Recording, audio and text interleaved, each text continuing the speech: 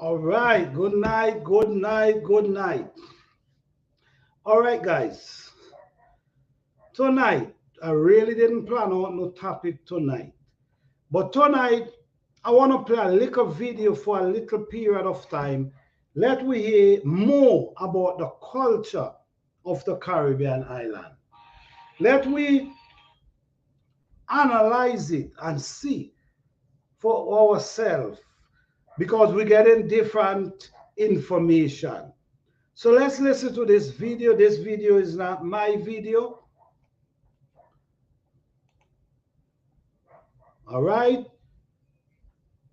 Shout out to Walking Tiger Media for this video. Shout out to you guys. I appreciate you guys for this video. But now we're going to watch this video and we're going to listen to this video and see exactly what you're talking about. Hey, Fifi Johnny, how you doing? All right, listen me. I really didn't plan out a topic tonight, but what I'm gonna do for a little, I'm gonna play a video.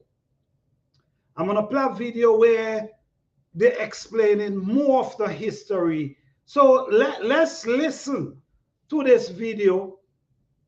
Okay, I understand. Appreciate it. Appreciate it. Hey, James, what's going on, man? Thank you for being here. So all right, Fifi, I know you put in the work, but thank you for being here.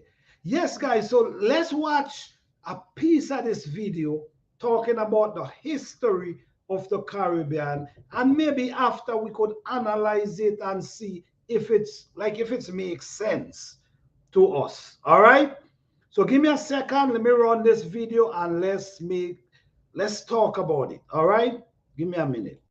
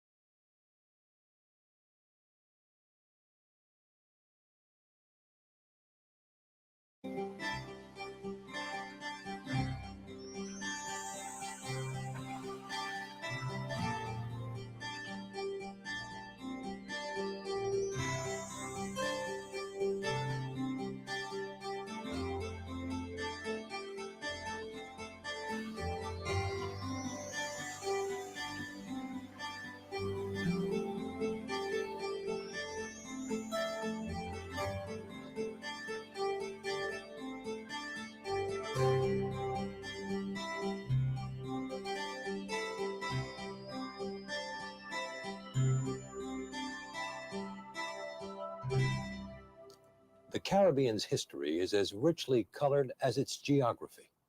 From its birth and earliest inhabitants to the arrival of the Europeans, through its stormy battles and struggles, riddled with ancient gods and mysterious peoples, ravaged by pirates and adventurers, missionaries and noblemen. This is a land of colliding cultures and fiery passions. It's the magic of the Caribbean, and it has captivated for centuries. Crystal blue waters, sun-drenched white beaches, emerald mountains rising out of the sea. This is the Caribbean of vacation brochures and travel guides. But there's far more to the region than postcard views. The Caribbean's beauty lies in its diversity. From the tropical rainforest to savanna, from thorny woodlands and cactus scrub to Hey, mangrove boy, swamps. what's up? It's hard to find in so small an area a greater range of tropical natural beauty. The Caribbean islands form a long, narrow chain, almost 2,500 miles long and up to 160 miles wide, connecting North and South America. Geographically, the islands fall into three major groups: the Bahamas, the Greater Antilles, and the Lesser Antilles, including the Leeward and Windward Islands. There's a growing number of people who believe now that the Caribbean islands actually originated in the Pacific in excess of 150, 160 million years ago. At that point in time, there was no Caribbean. The North America and South America were essentially pushed up against one another. A piece of the Pacific moved into the area between North America and South America, prying the two continents apart. If you look at the islands going from Cuba to Hispaniola to Puerto Rico to the Virgin Islands and then further on down, you'll notice that they get progressively smaller. And the general thinking is that these are parts of the Caribbean plate that essentially get caught up against the other side, were ripped off in that tension and left behind. Then you get into the Windward Islands, the Lesser Antilles, essentially east of St. Thomas, and we have primarily volcanic islands, and these are related to the eastern edge of the Caribbean, where it pushes against the North Atlantic. Islands such as Barbados and the Bahamas have coral origins. They're blocks of rock covered by limestone. They include more than 700 small islands, innumerable cays, and hundreds of reefs lying only a few feet below the surface. In the warm, clear waters, over 50 types of hard corals form the foundations of the reefs. Soft corals, such as sea fans, grow on top of them, adding color and variety. On land, plant and animal life is just as diverse. The primary reason is the trade winds. Wind coming across the ocean, which is obviously picking up moisture. Going up into the higher elevations, up into the mountains, you get into cooler area, and because when it's cool, it tends to make that moisture precipitate. And so you tend to pick up moisture off of the east end of islands and dump it on the west ends, and that's, again, is a function of the trade winds. Over 290 kinds of butterflies inhabit the Caribbean. Trinidad and Tobago alone support 400 species of birds. Native plants have been used in bush medicines and herbal remedies for generations, curing anything from toothaches to migraines.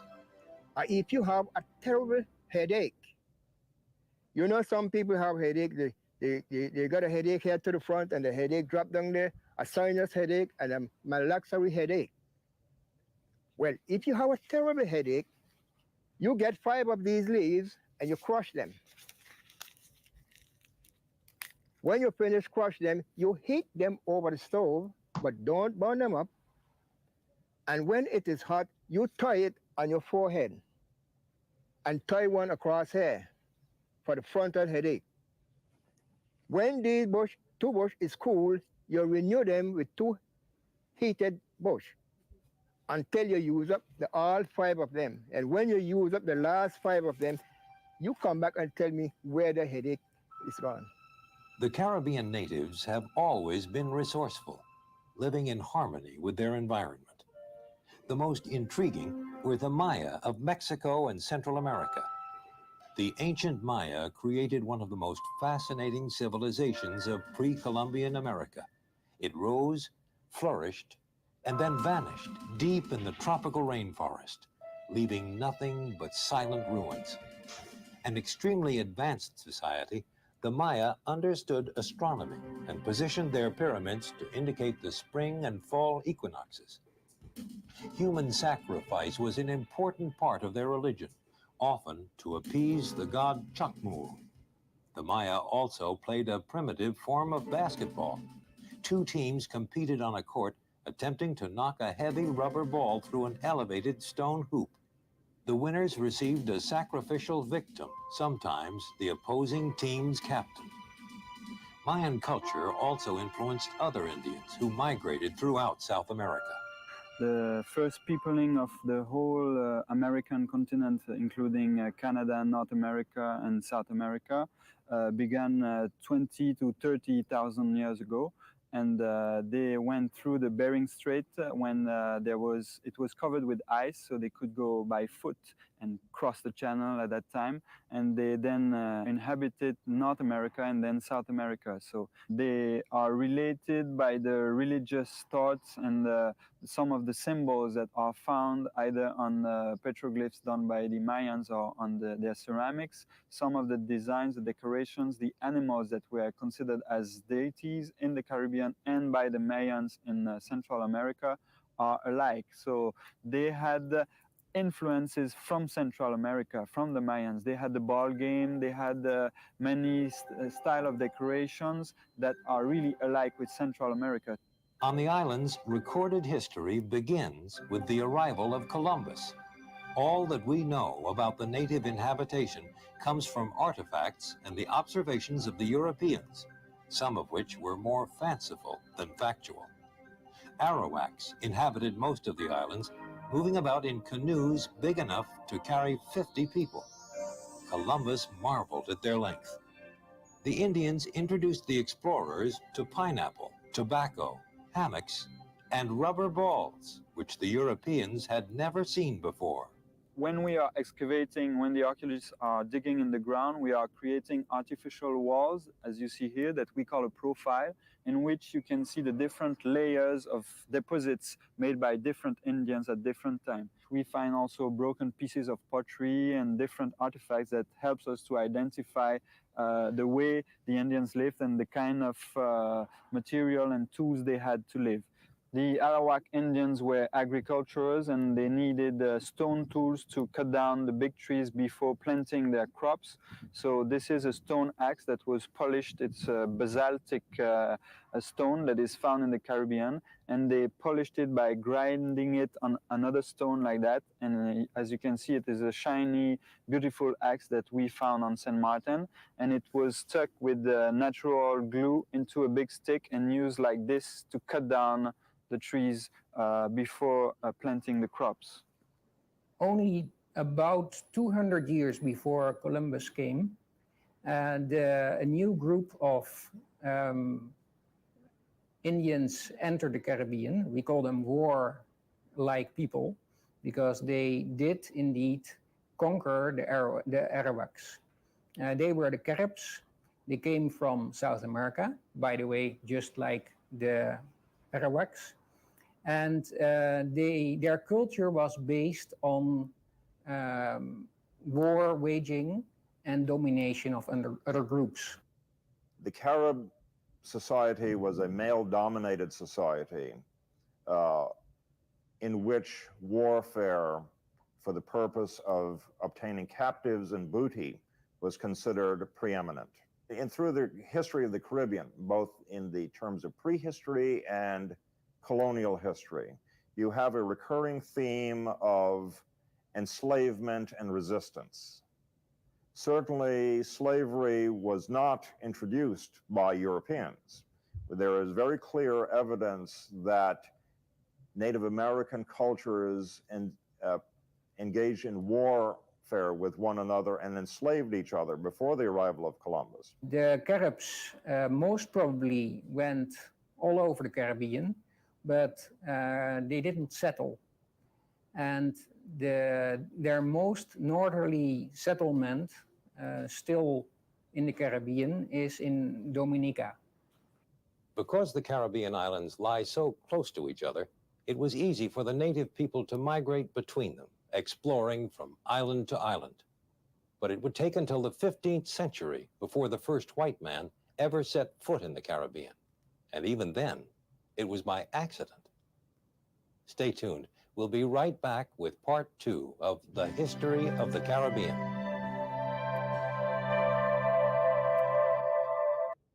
All right, guys. This is part 1 we now watch, and we just listening. I'm not putting this video for as a factual information, but we're just listening to what is actually going on and what they basically explaining, because as we know, is many different stories we're hearing. Okay, let me see. He look white with a Caribbean accent, right? I take it from St. Martin somewhere down there. Yeah, we have those rocks, but only on some part of the. Yes, we too. Yeah, so I'm gonna continue because I think it's 3 part. Then when we finish, let's talk about this. Let's really listen and talk about this and see if it makes sense to us. And since we start to be getting more aware, if it makes sense to us. So let's continue, all right?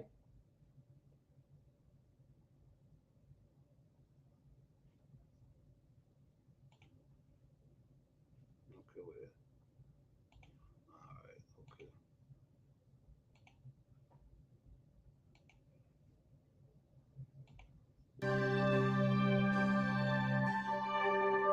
It took Columbus 8 years to secure the backing to make his trip. Several royal committees and monarchs considered his proposal before Spain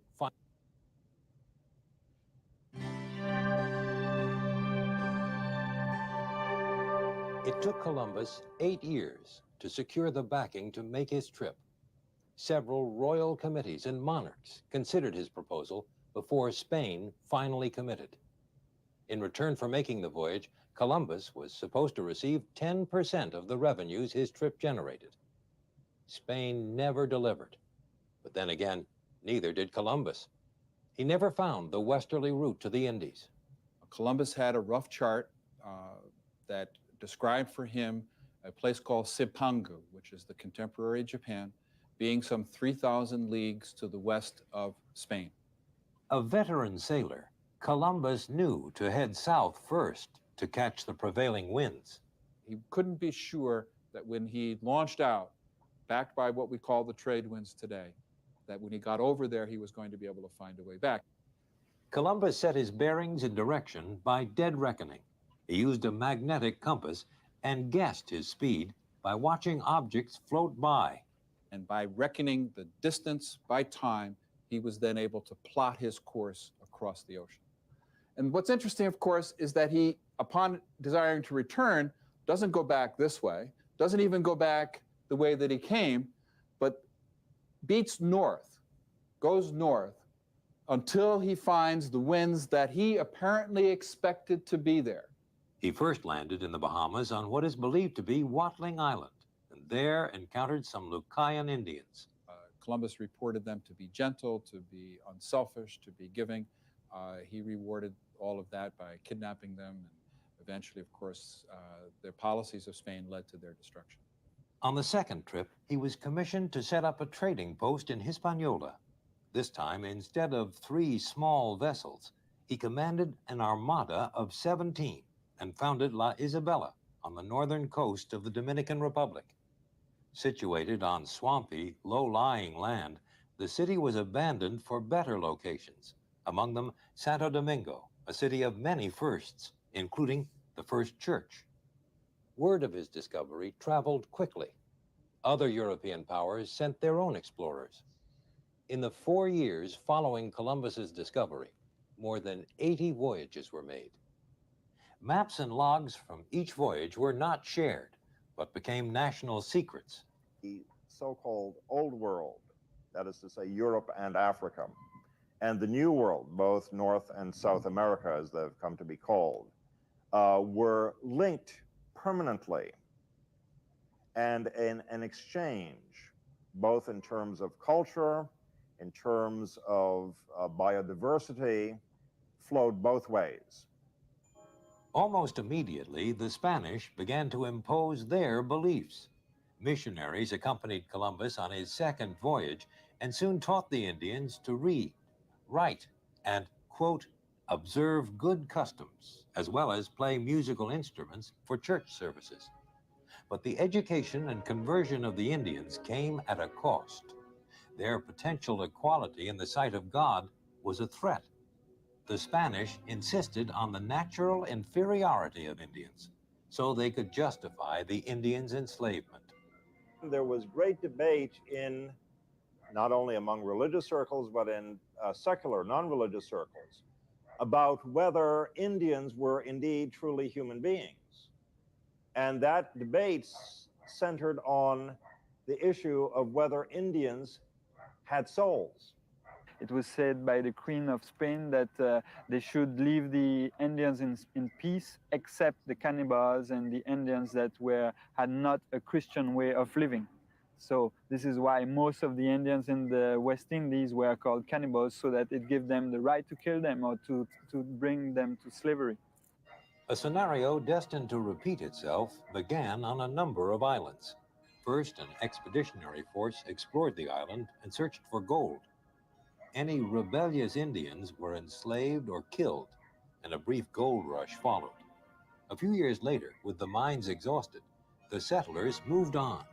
Hundreds of thousands of Indians died, some from overwork, some from collective suicide. What really conquered this part of the world was smallpox. You see, the Spaniards brought smallpox to this part of the world. Columbus and et al., Amerigo and all the rest of them. And this part of the world, especially the Amerindians, had no resistance to smallpox at all. They were a totally virgin people. And of course, when smallpox hit them, they died like flies. Islands that had gold became Spanish settlements. Those without gold were raided to supply more Indian slaves. For instance, the Bahamas were completely depopulated. Well, the Spanish, for the most part, were not interested in agriculture. They were only interested in acquiring or exploiting ready mineral wealth, that is to say, silver and gold. None of the Lesser Antilles from St. Croix to Trinidad had that type of mineral wealth to exploit. There were some silver and gold mines in Puerto Rico, some in Hispaniola, and of course, much more in Central and South America. As a consequence, the Spanish focused their efforts there in those regions where ready mineral wealth could be exploited. Ultimately, the Caribbean became a way station for riches shipped from the mainland. Settlements on the main trade route were fortified. If you see a Spanish fort, assume this was a stop on the main trade route. The Pope formally, you could say, gave the Americas to Spain. So once you sailed up to the Caribbean, you first of all already entered Spanish territory, but once you slipped through the islands into the Caribbean Sea, then you were in a Spanish lake, so to say, Spanish inland sea in their eyes. So you had absolutely no rights to be there as a non-Spanish boat. Spain controlled the Caribbean. To break their monopoly of trade, European adventurers began to attack Spanish shipping. No one did more to hasten the decline of the Spanish Empire than Sir Francis Drake. The greatest episode in the history of piracy was Drake's overland attack on Cartagena. Drake actually captured the city and sacked it before having to withdraw, having quote-unquote singed the King of Spain's beard. Certainly signaled to other European powers, the French, the Dutch, who were also engaged in piracy and privateering activities, the signal that the Spanish were no longer immune from this sort of attack, even in their strongholds. For the next 100 years, a rogues gallery of pirates sailed the Spanish Main. The pirate Blackbeard was as eccentric as he was notorious. He braided his beard with colorful ribbons, then accented the look with cords of slow-burning hemp. His favorite drink was a mixture of rum and gunpowder, and he was married to no less than 14 women. Anne Bonny fought with a ferocity that could match any man. She sailed with another woman, and together they became known as the Bloody Sisters. When their ship was attacked, her drunken husband and his men hid below, leaving the women to fight alone. Anne was captured but escaped being hung by pleading she was pregnant. As for her husband, he went to the gallows with Anne's benediction. Had you fought like a man, you need not have been hanged like a dog. During the 1660s and 70s, Port Royal was one of the world's richest and wickedest cities. Located near Kingston, Jamaica, the pirates openly flourished there for 2 decades, attacking Spanish treasure ships that sailed past their coast. Port Royal was destroyed by an earthquake in the late 17th century and slid beneath the sea. Port Royal's most famous citizen, Sir Henry Morgan, plundered ships throughout the Caribbean. But he didn't confine his activities to the high seas. He sacked whole settlements in Cuba, Venezuela, and Panama. The British eventually arrested him, but in a surprising stroke of luck, he gained the favor of the king, was knighted, and returned to Jamaica as lieutenant governor. Morgan is interesting also in that he used the wealth acquired in his years of piracy to establish a legitimate political base or power structure on the island of Jamaica, and actually was in the position to have to prosecute pirates. While gold put the Caribbean on the map, it was sugar that built the economy. The climate was perfect for growing sugarcane. For the next 250 years, the Caribbean's fortunes rose and fell with the price of sugar. The great sugar plantations were established in the early days of English colonization, the late 1600s. A cheap workforce was needed, and African slaves were imported to meet the demand. When the slave trade finally ended, over 4 million Africans had come to the Caribbean, changing the islands forever. Growers produced two products, muscovado, a coarse sugar, and molasses, which was used in the making of rum. The potential profits from successful trading voyages were enormous.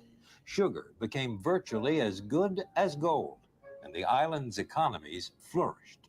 Well, you must remember that in the 17th and 18th century, sugar was a very expensive commodity and a great luxury. And the planters in Jamaica, the sugar planters, made a great deal of money. They didn't make very much sugar. They would make it by the hogshead rather than by the ton. But they made an enormous amount of money nonetheless. The planters and their wives instead lived a life of luxury, especially in terms of social life, entertainment, glittering dinners and soirees and balls, great houses filled with exquisite mahogany furniture crafted in Europe or in North America. The West Indies were considered so economically valuable because of their produce of sugar, molasses, rum, cotton, tropical hardwoods, that, for example, at the end of the 70 Years' War, France, as the loser of that war, was willing to cede all of French Canada to the British to retain one island in the West Indies. They considered one sugar-producing island in the West Indies to be more valuable than all of French Canada. The richest colony of them all was France's Haiti. It alone provided more profit to its mother country than all of England's 13 American colonies. But changes occurred and the prosperity ended. The Americans freed themselves from the British. The French overthrew their own monarchy. Liberty, equality, and fraternity reigned. But nothing changed for the slaves in Haiti. Slavery in Haiti was more brutal than most. And it was as a result of that long-standing repression and brutality that caused the slaves in Haiti to plan an insurrection which, by its magnitude, caught the French in Haiti completely unprepared.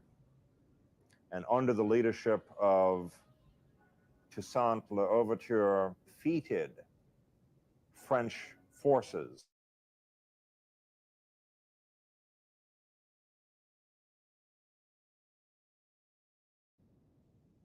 Toussaint's army was overwhelmed. Although he didn't live to see it, the rebellion Toussaint Louverture led became the first slave uprising in history to achieve freedom, and Haiti became the first nation in the Caribbean.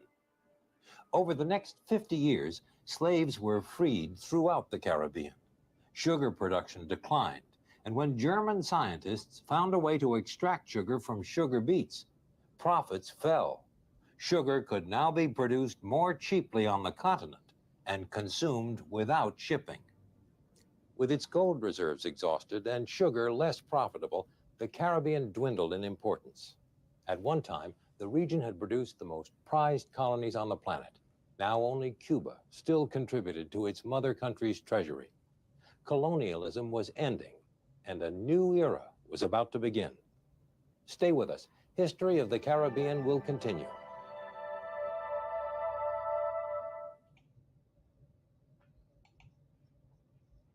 right, guys. I think we have one more part to listen to. How you guys? Oh man, how you guys? Let me see the chat. Let me see the chat before I go back there. All right. Boy, we so easy. Yep, sad man, sad. With that mix, man, rum and gunpowder. Boy, really in a glass, boy. Corruption started way back. Yes, yes, yes, yes, yes. Yes. Well, all right, guys. We're just going to continue and listen. This is story. This is a part of the Caribbean island. So let's continue.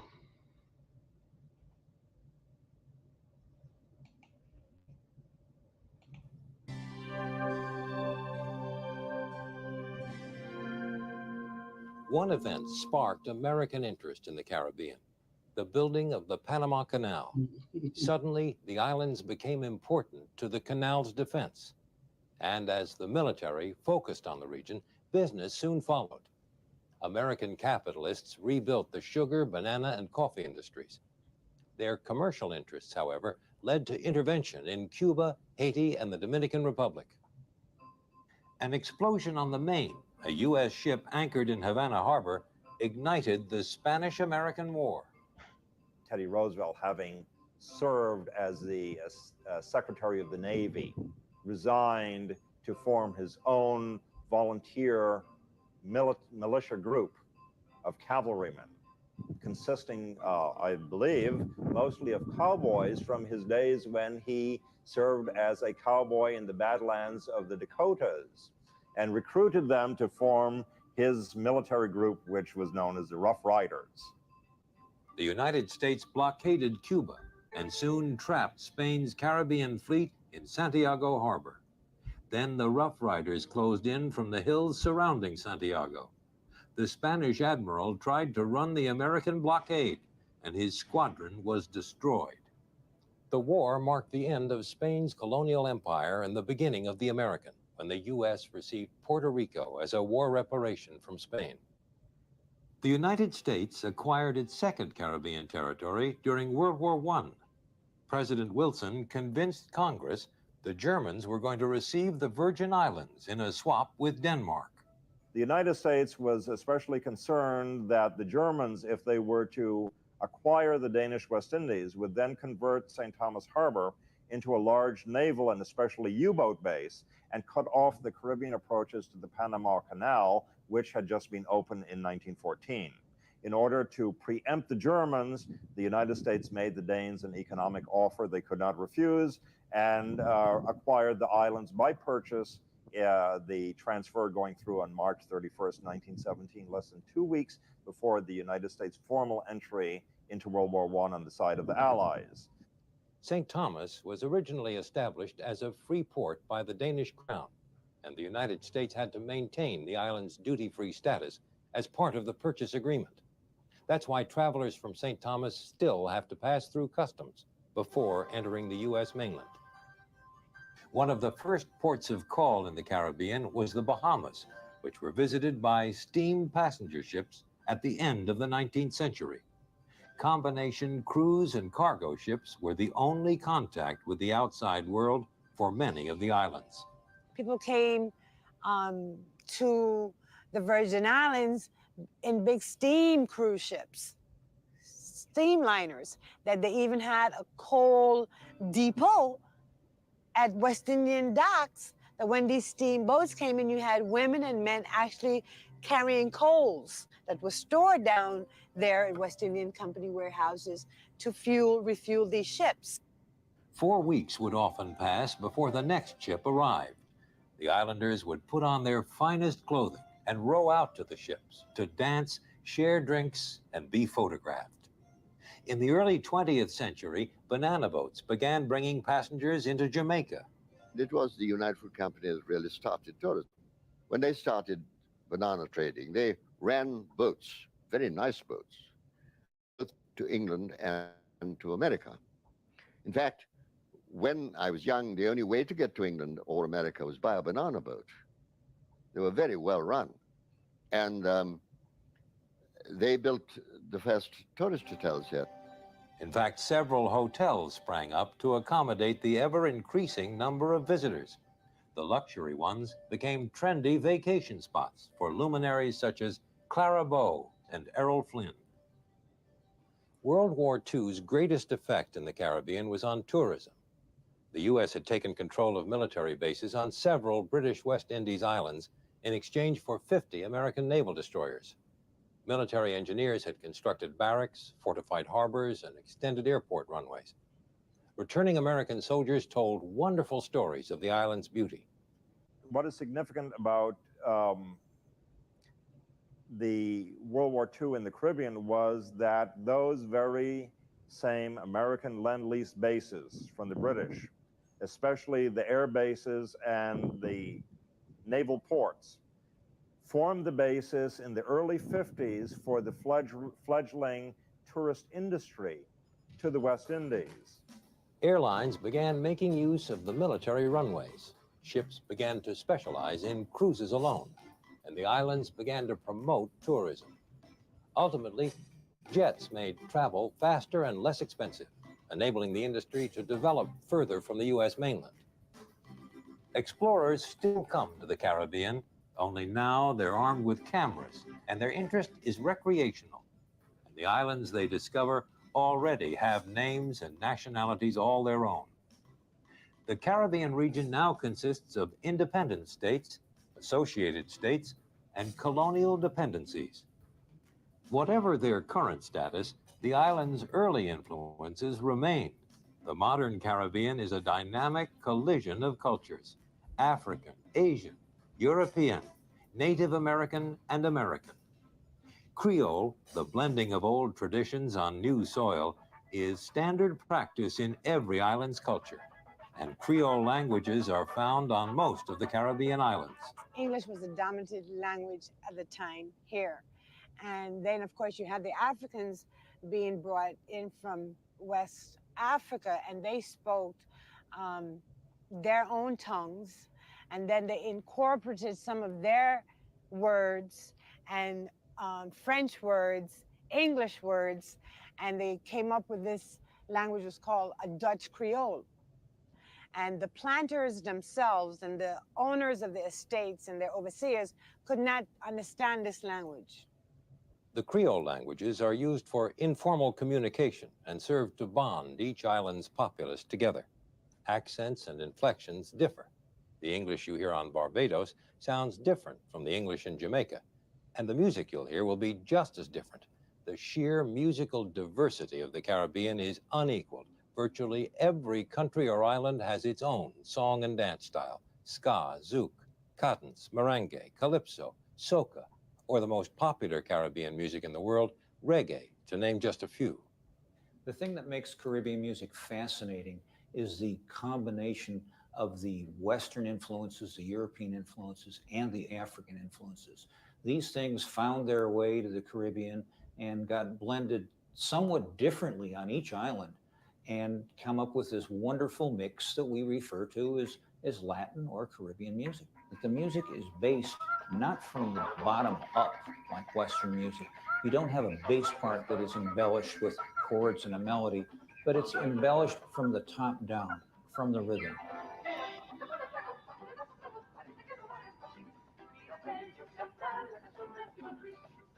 Of course, when everybody thinks of African music, they think of the drums. This drum here is from Ghana. And notice the similarities between this Ghanaian drum and this drum, which is, of course, commonly referred to as a conga drum. And many people feel that conga came from the Congo. Of course, the one thing that makes the music distinctive from straight African music are the harmonic and melodic influences of the Western music that came from Europe.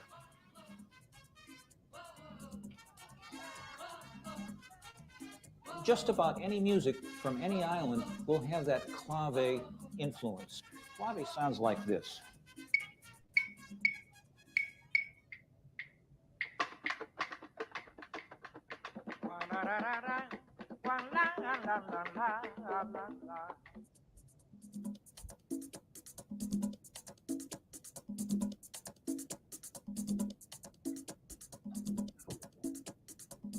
Calypso music, for instance, is just the 3 without the 2.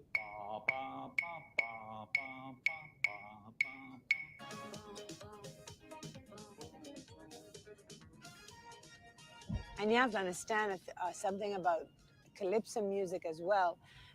Being that they could not play drums, the Africans living here in the Danish West Indies at the time, drumming was outlawed because that was a form of communication. So they would make up a song. Say something's happening on the plantation today. Say the Master John was riding a horse and the horse threw him over and he landed on prickle pear cactus or sucker cactus. And these sucker cactus, they penetrate your skin, okay? So you know Master John was in a lot of pain today. So what they will do is they make up a calypso, a song, and then I'll sing the song to you. So you're going to take the song with you as there's a form of communication. Spread it like a newspaper. That's how calypso was formed. The steel pan or steel drum produces the sound most closely associated with calypso. The festival most closely associated with calypso is Carnival. The streets fill with ritual dancers and stick fighters, traditional costumes and characters. Since I'm a retired former Mukujumbi dancer, where I dance on stilts, but that art form came from West Africa. Oh. And Muku means seeker, a seeker of good and a seeker of evil as well. But you would outcast the evil and bring in the good. Trinidad has the largest and best known of the carnivals in the Caribbean. The Protestant islands tend to have a Christmas festival, commonly called Junkanoo. It combines West African characters with traditional English masked dancers or mummers. Over the centuries, the Caribbean has captivated millions of travelers. Its beauty is timeless. These are the waters that Indians crossed, Columbus sailed, and Drake fought for. And now you are part of that continuing tradition. The Caribbean's a place apart, where vestiges of the past resonate into the future. You'll hear it in the African rhythms and the English accents. See it in the Spanish churches and the New England-style houses. Taste it in the French sauces and Irish liqueurs. Immensely diverse, constantly changing. The Caribbean's a mixture of new ideas and new combinations. Here, people are free to adapt and experiment. And you are now part of the rhythm, an influence, a participant. You don't just visit the Caribbean. You become part of it, and it becomes part of you. Look around and take it in. The memories await.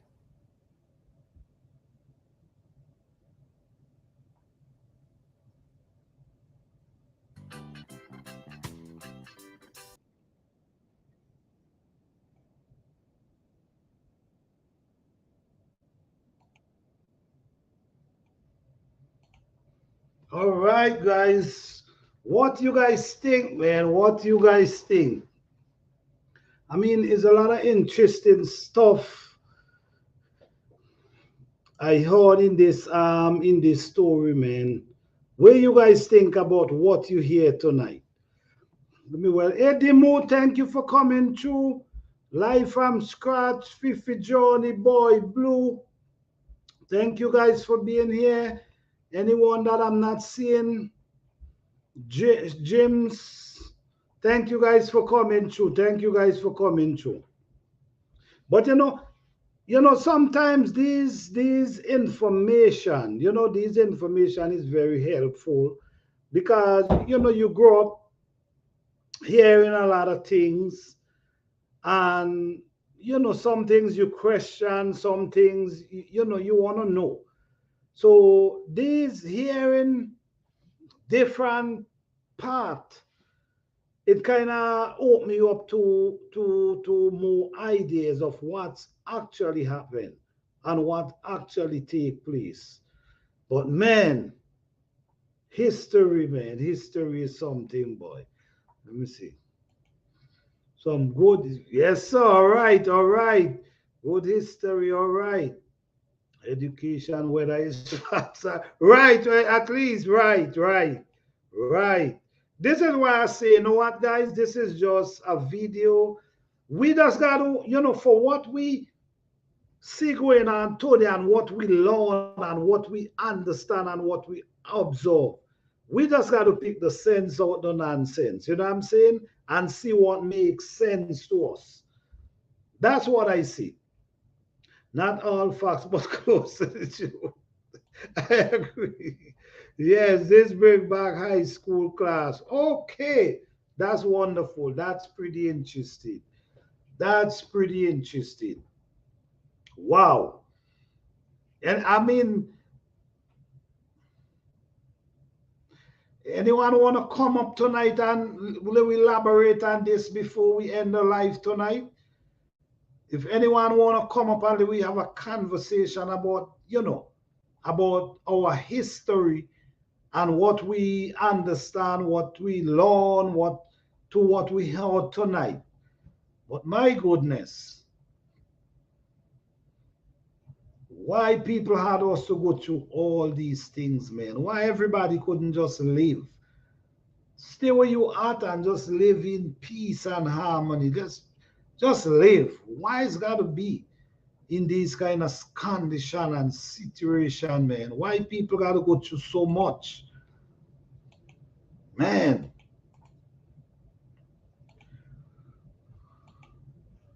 All right. If anyone feel like coming up, no pressure, and talk about this for a little, let's do it. Because if you see something and it makes sense to you, you could point it out. You know what I'm saying? If you see something and it didn't make sense, you could point it out. Control the state, but never stop, never stop. I don't think that will ever, I don't think that will ever stop, for real. I don't think that will ever stop.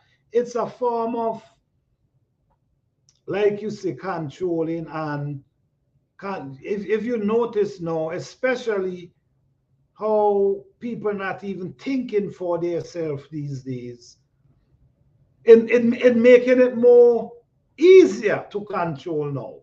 Because now you could get control from the device you have right in your hand, or the device you have on your wall, which is your television. Hey, Life from Scratch, how you doing? Hey, Planta, good night. What's I'll going on? take a 2 minutes. So if you hear a little noise in the background, I'm babysitting tonight. Okay, that's cool. That's cool. Um, yeah, I mean, it says our history, but is it really? You know, one thing that jumped out at me, listening to that documentary is that who give these people the right, as in they own the country? I mean, when they came there were people there. So how did we get to that point of, oh, the British own it? You know, it's how did that happen? What give them that right? You come into somebody's country and you take it over, and you tend to say you claim it. You can't claim something that already has somebody in there, you know. So this is really what happened to the islands. When these Europeans came, there were people living there, Right. That's, and yeah. you fought these people tooth and nail for their land. Now we are considered British owned or French owned. You see what I'm saying? I understand definitely what you're saying. Oh, yes. You know, that's what was playing in my mind. They come and set up business. They were mining for they created factories for sugar and whatever crops that they could find. Think about it. It's not yours. And we are still struggling with this as West Indian up to today. Yep. Don't know who we are. Our history says it because these people come in and take over. That's it. And as far as we understand, people was always there, always Always. in the. Always. They want the riches, the land had. Look what they did to it. Exactly. That's true. That's true. Because they understand that these islands was very rich in minerals, in many different things. Yeah. I mean, even in weather conditions, really, it was better than what they had because don't forget, Europe suffered for hundreds of years. They're pretty much like deserts. That's why they have sailed from different countries heading to Africa and the Caribbean because they didn't have a great way of um, farming. The land was very arid, it was very dry. Mm, So it was like they were in search of food. right. Why they left Europe and came further south into Africa and the Caribbean. Upon their arrival, they saw where these lands were just lush. Right, right. And that is still going on to today. Oh yes. They're rich in these countries of all its benefits. Oh yes.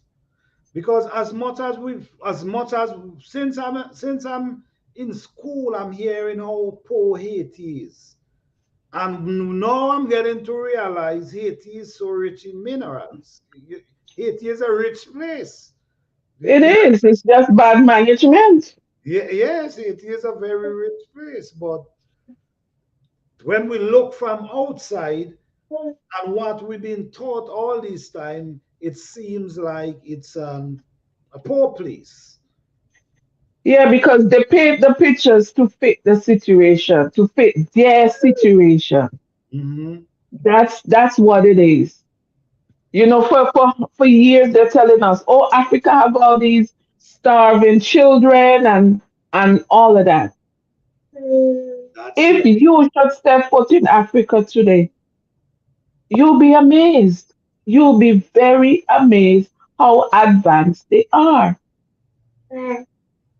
And they make me feel like how they used to show you the flies all up in snow. Yes, And this is how that's what was the picture we was getting of Africa. When we exactly. find the richest. Because they were teaching us to hate our own. Mm, yes. Let me see what Demote did. You know that every island that has a governor general pays money to the monarch of England? Yes, They still do. They still do. and the I governor, think it's hold on. only Trinidad, Barbados recently that are republic. They don't have no governor. But the governor general is British used to send them down their own people to be the governor general of the island. That was Yeah, well, looking over, make sure everything go accordingly. hmm, not even that. They were just there to collect for the queen. Yes, that's basically make sure everything go accordingly. Hmm. Never got the true independent, just the definitely the mode. Yes, Exactly. yes, the mode. You are not independent. You are very delusional. Yes. And on top of that, they want to make deals to meet the people there. Right. Exactly, boy, Bill. We celebrate Independence Day, but we are not in. We are not. That's true. That's That's true. what we are not. That is true. Nobody in. Nope. Still under control. Lost and tropical distill. Oh yes. And that this is, you know why? This is why this question does be asked. many times. Why? How the hell you leave down there and come up here? They want to know how you leave the island and travel to different country. They can't understand. You know what I mean? It's economic opportunities, really. No, We are so restricted there that we have to seek elsewhere to get a better quality of life. It's not that we really want to. I would never say quality of life. What I'll say is we get caught up with something different, something opposite than what we really know and used to. You check because we was happy people. You understand? You were happy. Yes, you might not have as much as, but you were happy. You were happy walking in your little slippers and you understand, going to school. You was happy with your pants stay running up and down, kicking, balling, studying nobody. You was happy. But the exposure to different culture and what they're doing, that's draw our attention and take you away from actually what you know and custom to. And now, let me ask you, to them time walking around barefoot with your pants stay, to know how you feel. You understand what I'm saying? You are Well, yeah, because now we are looking to get back to that simpler side of life. exactly. You see what I'm saying? So it's not no quality, it's not really quality, it's just putting you in more expense and more stress and more, you understand? Yeah. That's what I see. More stress, more, a lot of different things. Because you was comfortable as hell, living in your little room. You understand? Wake up on Yeah. the come outside happy as hell. Stretch, get your cup of tea, tie up the animal and head to school. You understand? So I wouldn't even say it's quality. I'll just say the exposure of easier access to things. You know what I'm saying? Because now, Yeah. if we need a truck, we had also figure out how to build it. No, in these places, you can just walk in the store and get it. You see what I'm saying? Yeah. That's what I see. Not just food, but they also wanted to emulate the original people, the great control. Right, exactly. In Mm-hmm. all to get, and it's sad. Something I hear what they say in this thing too is the Caribous like savage. They always paint the Caribou as savage for some reason or the other. And that is so far from the truth, Platinum. They could Exactly. have never been the savage because look, you came in and ravished my country. Who is the savage? All right. Right.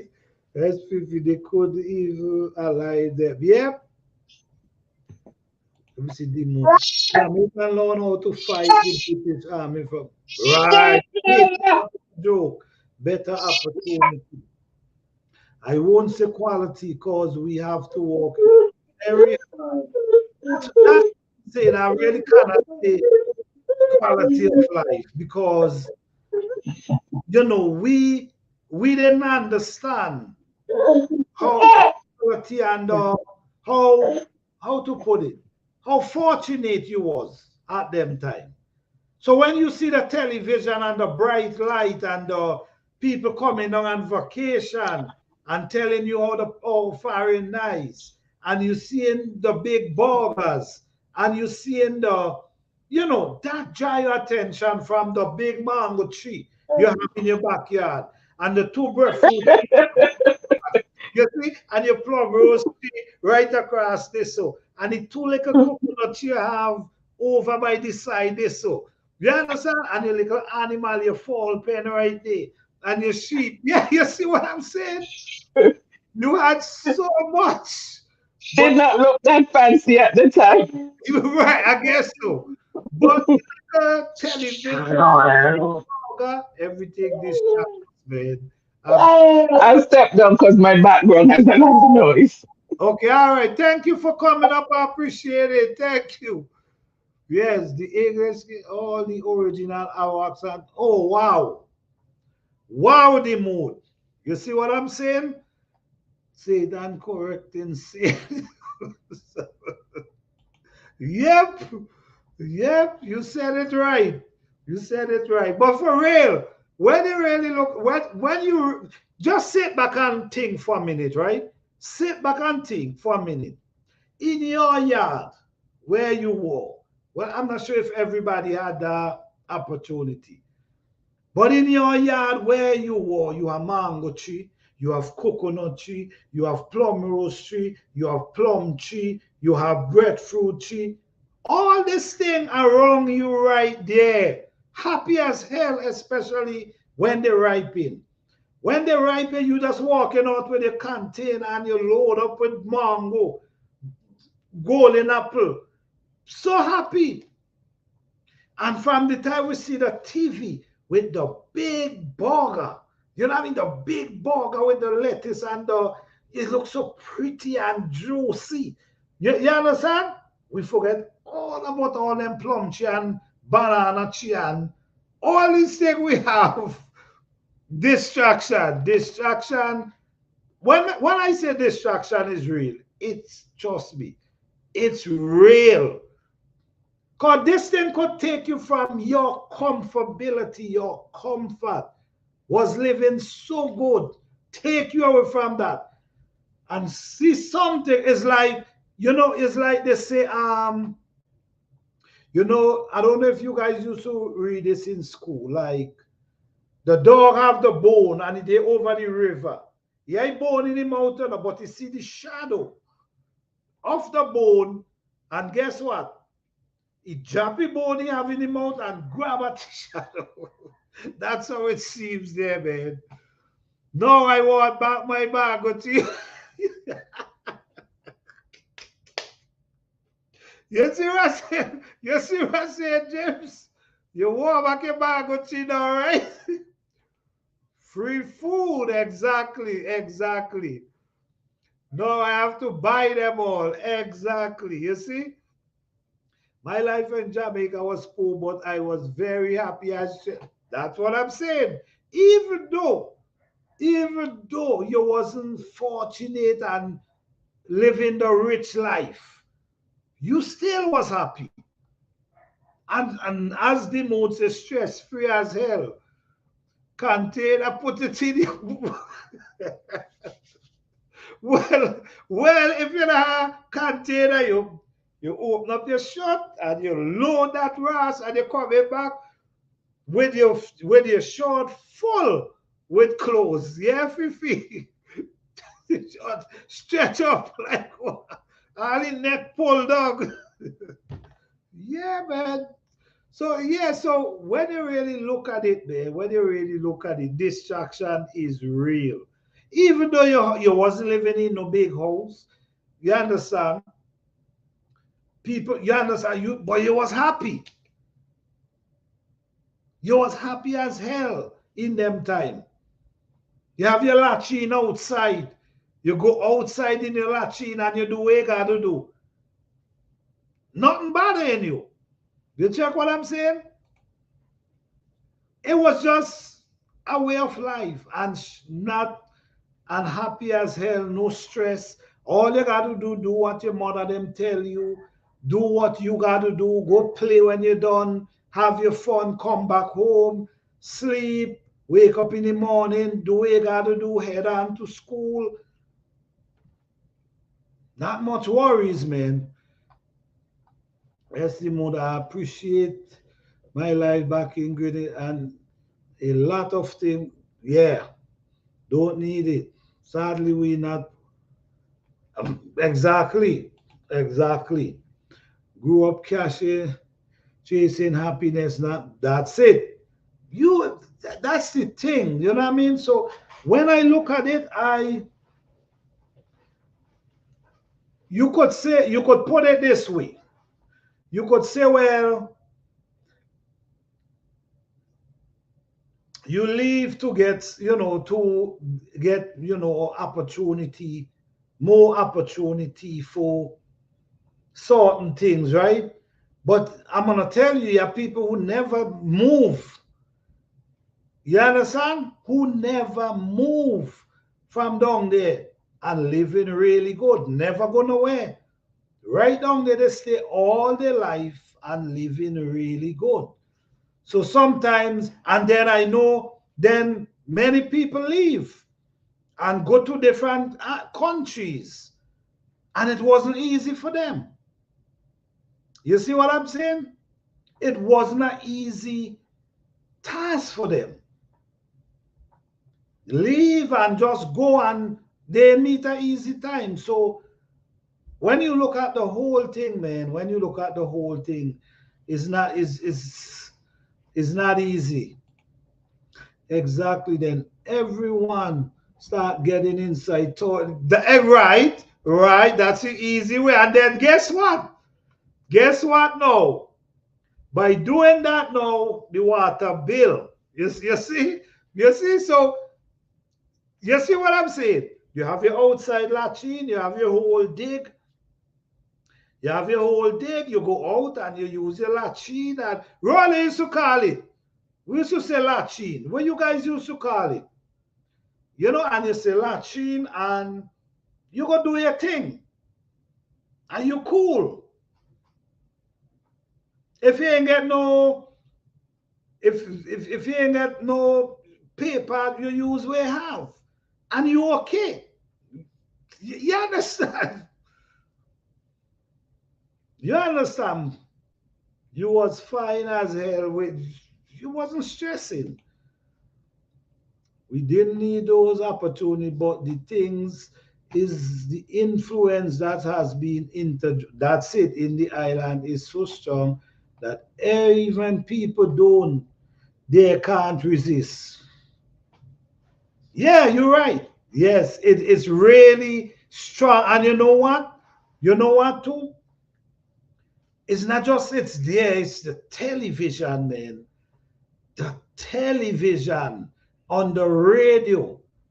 That will help, because now I could come and tell you something and you got a picture of it and you say, okay, all right. But seeing it on your TV screen is like, just like the big burger, I couldn't explain that big burger good enough to convince you.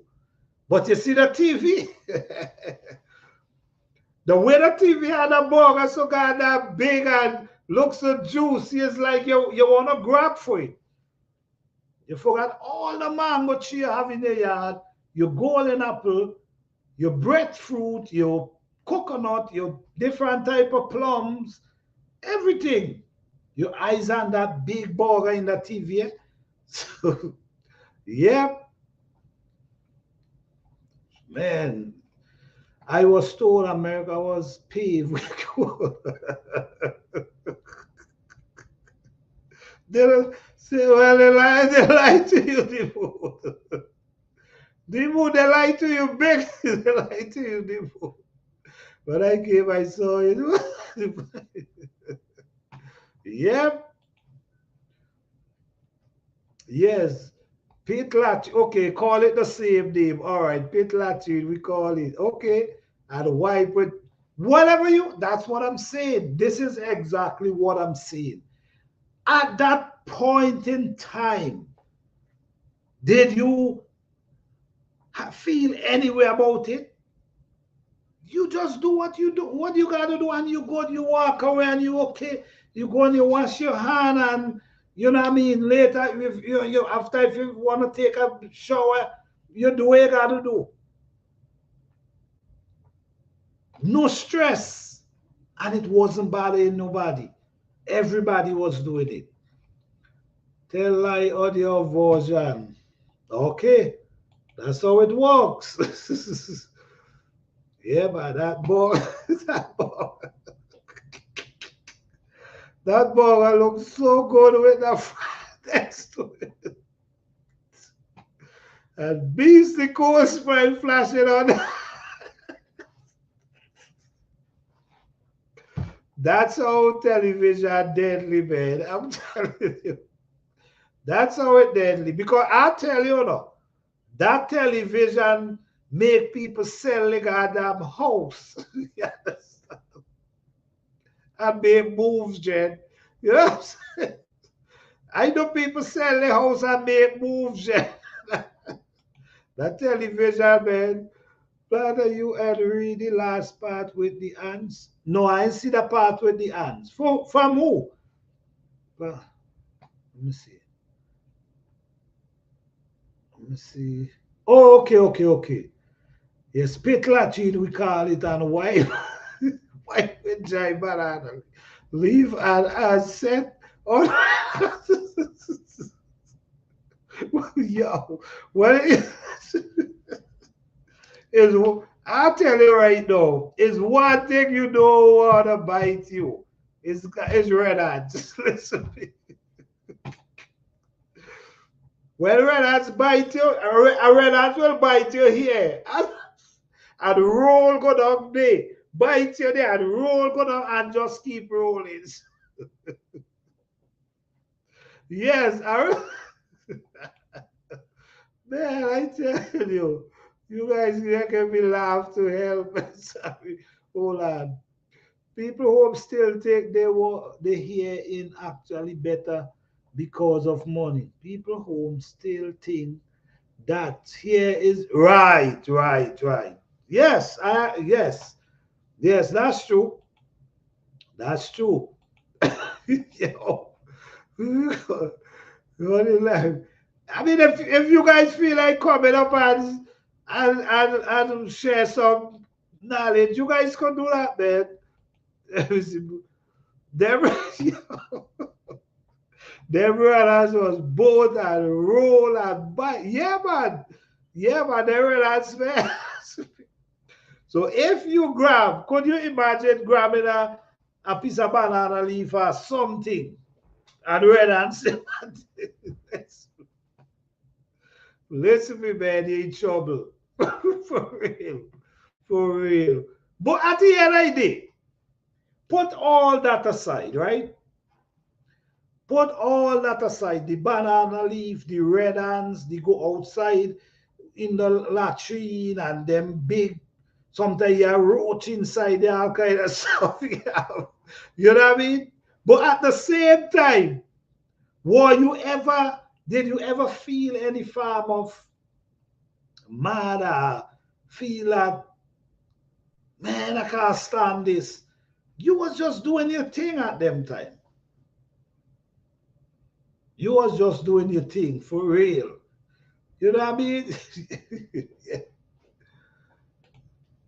Oh yes, them roaches. So yeah, man. So at the end of the day, man, living natural and simple. Let me see.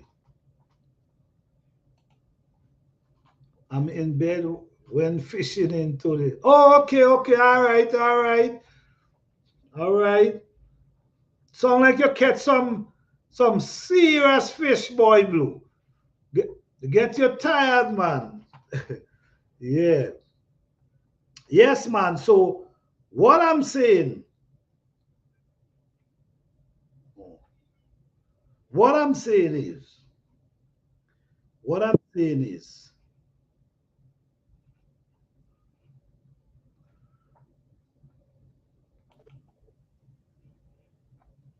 hey, Jim, what's going on, man? Yeah, man. But the home just eat up and thing, you know. Wow, all right. Yeah, man, me eat up my fruit, so me had to go and buy. You see what I'm saying? Miss me mango tree, somebody that yard, pure grafted mango. Exactly. Book bag full of mango and me can't done eat. I forgive away. Exactly. Yeah, No, you got to buy. You actually got to buy. So, me miss them days, man. Me actually miss the days of going up, go pick breadfruit and roast outside. You can't catch fire over there.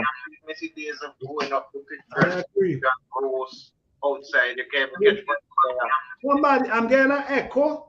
Yeah, me I get echo too. I fixed it. Okay, all right, all right. Yeah, man. Mhm. Hey, Nimrod, what's going on, man? Good, good, good. All right, all right. Yeah, man.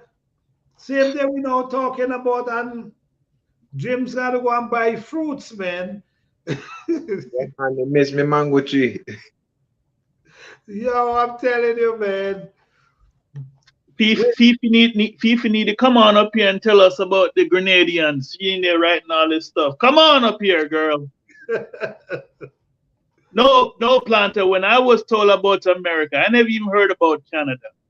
All I heard was America was paved with gold. So I was looking to come dig up some gold. I come here, man. I was disappointed.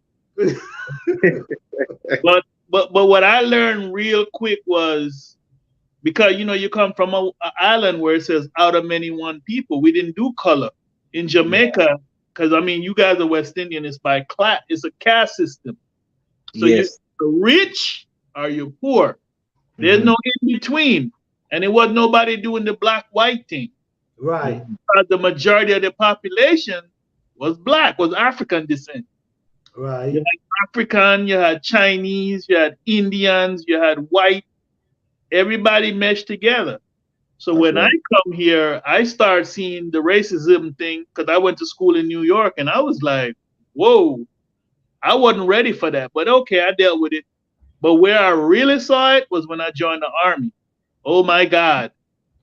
So when I joined the Army, I left from New York City, and they sent me to South Carolina for basic training. They pretty much had all the guys from the South. This is 1988.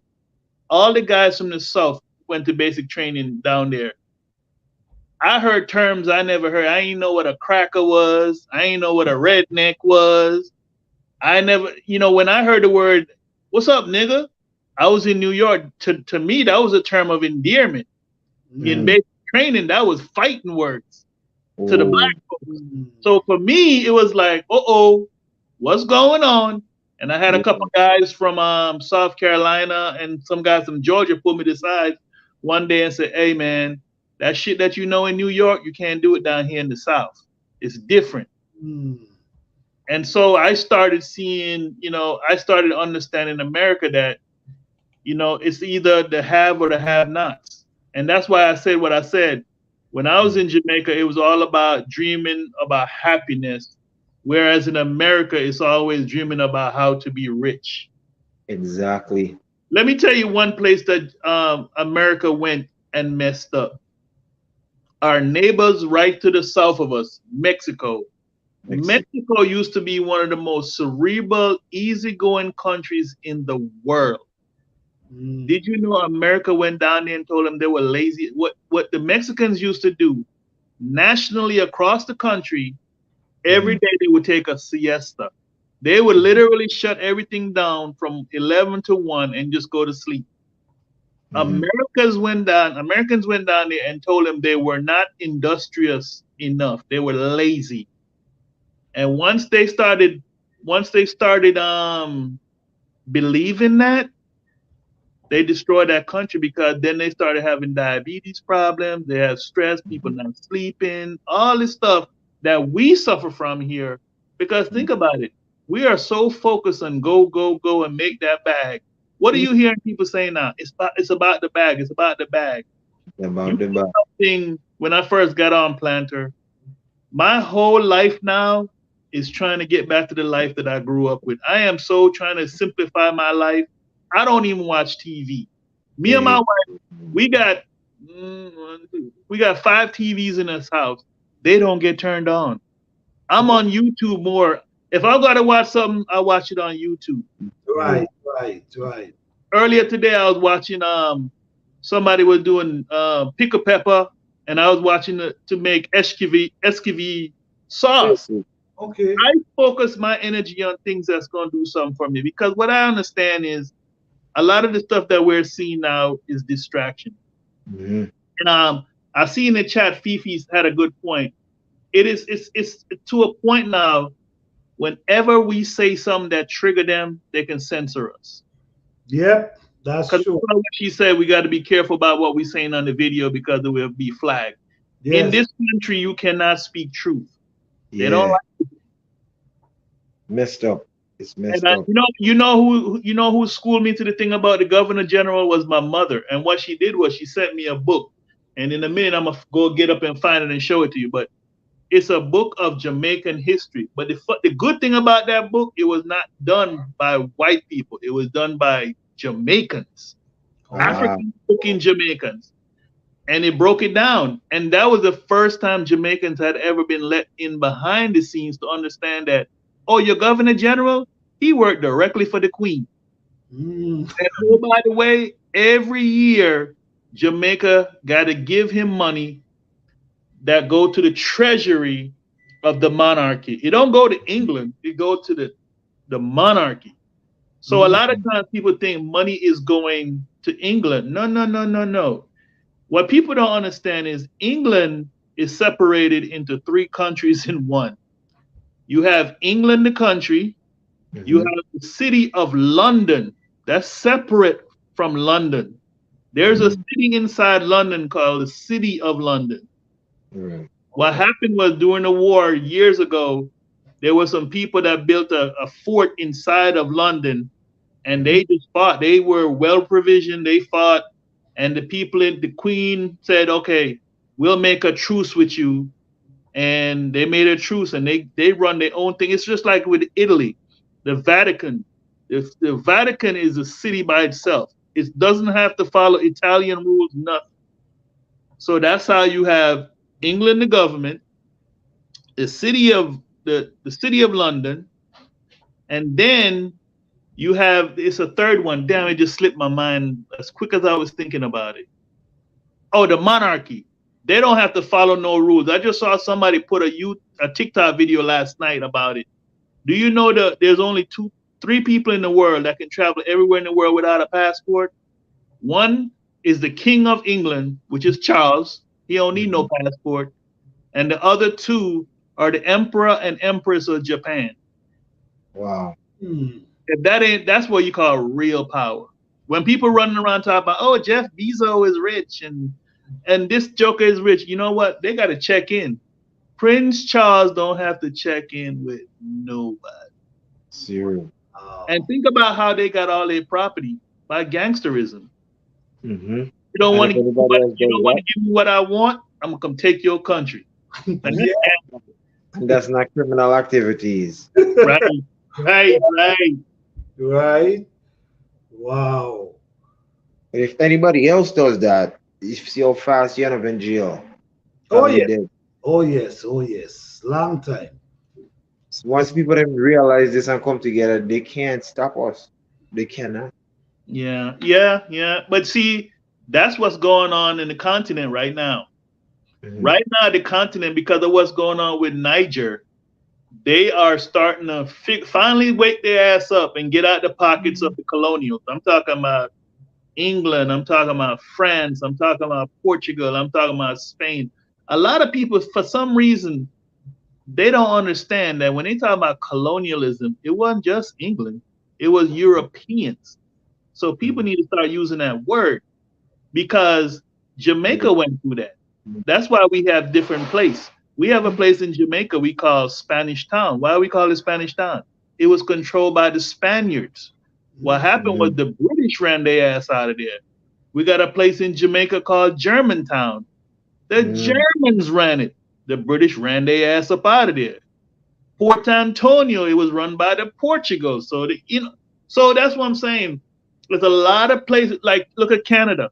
The reason why Canada, half of the country speak French is because half of the country was ran by France. A lot of people don't know that. Everybody just automatically assume it's all British. Listen, those Europeans ran stuff. That's why we have this diverse culture in the Caribbean where you may go to one island and everybody speak English or patois.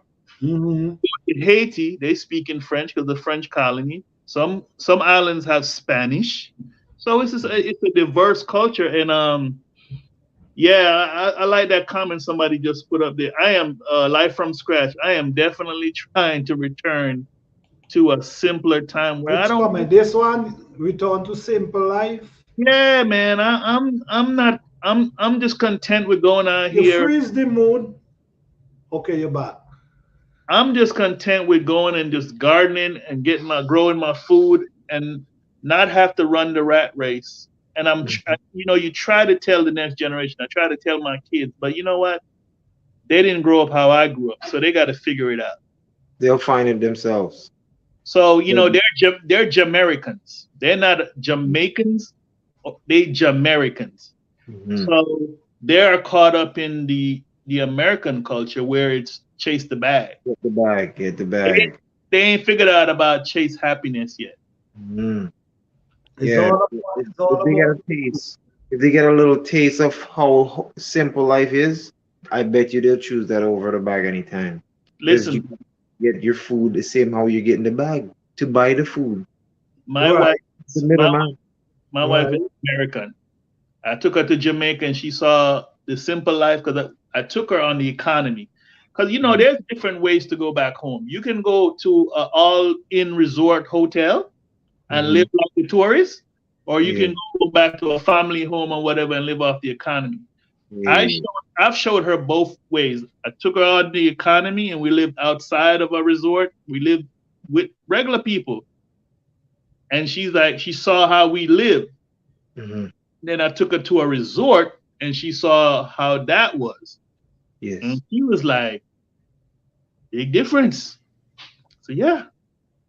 On the local way, we're not worried about all this other stuff. We're not worried about air conditioning. We're not worried about somebody gonna prepare all 6 of my meals and leave my room, my bed made up and all this other stuff. No. You're not gonna get it hungry. I wait for somebody to come bring my food. Give me. Right, exactly. Nah, that's not how me operate, boy. Me see food, need food. But I think a lot of people are waking up. I think,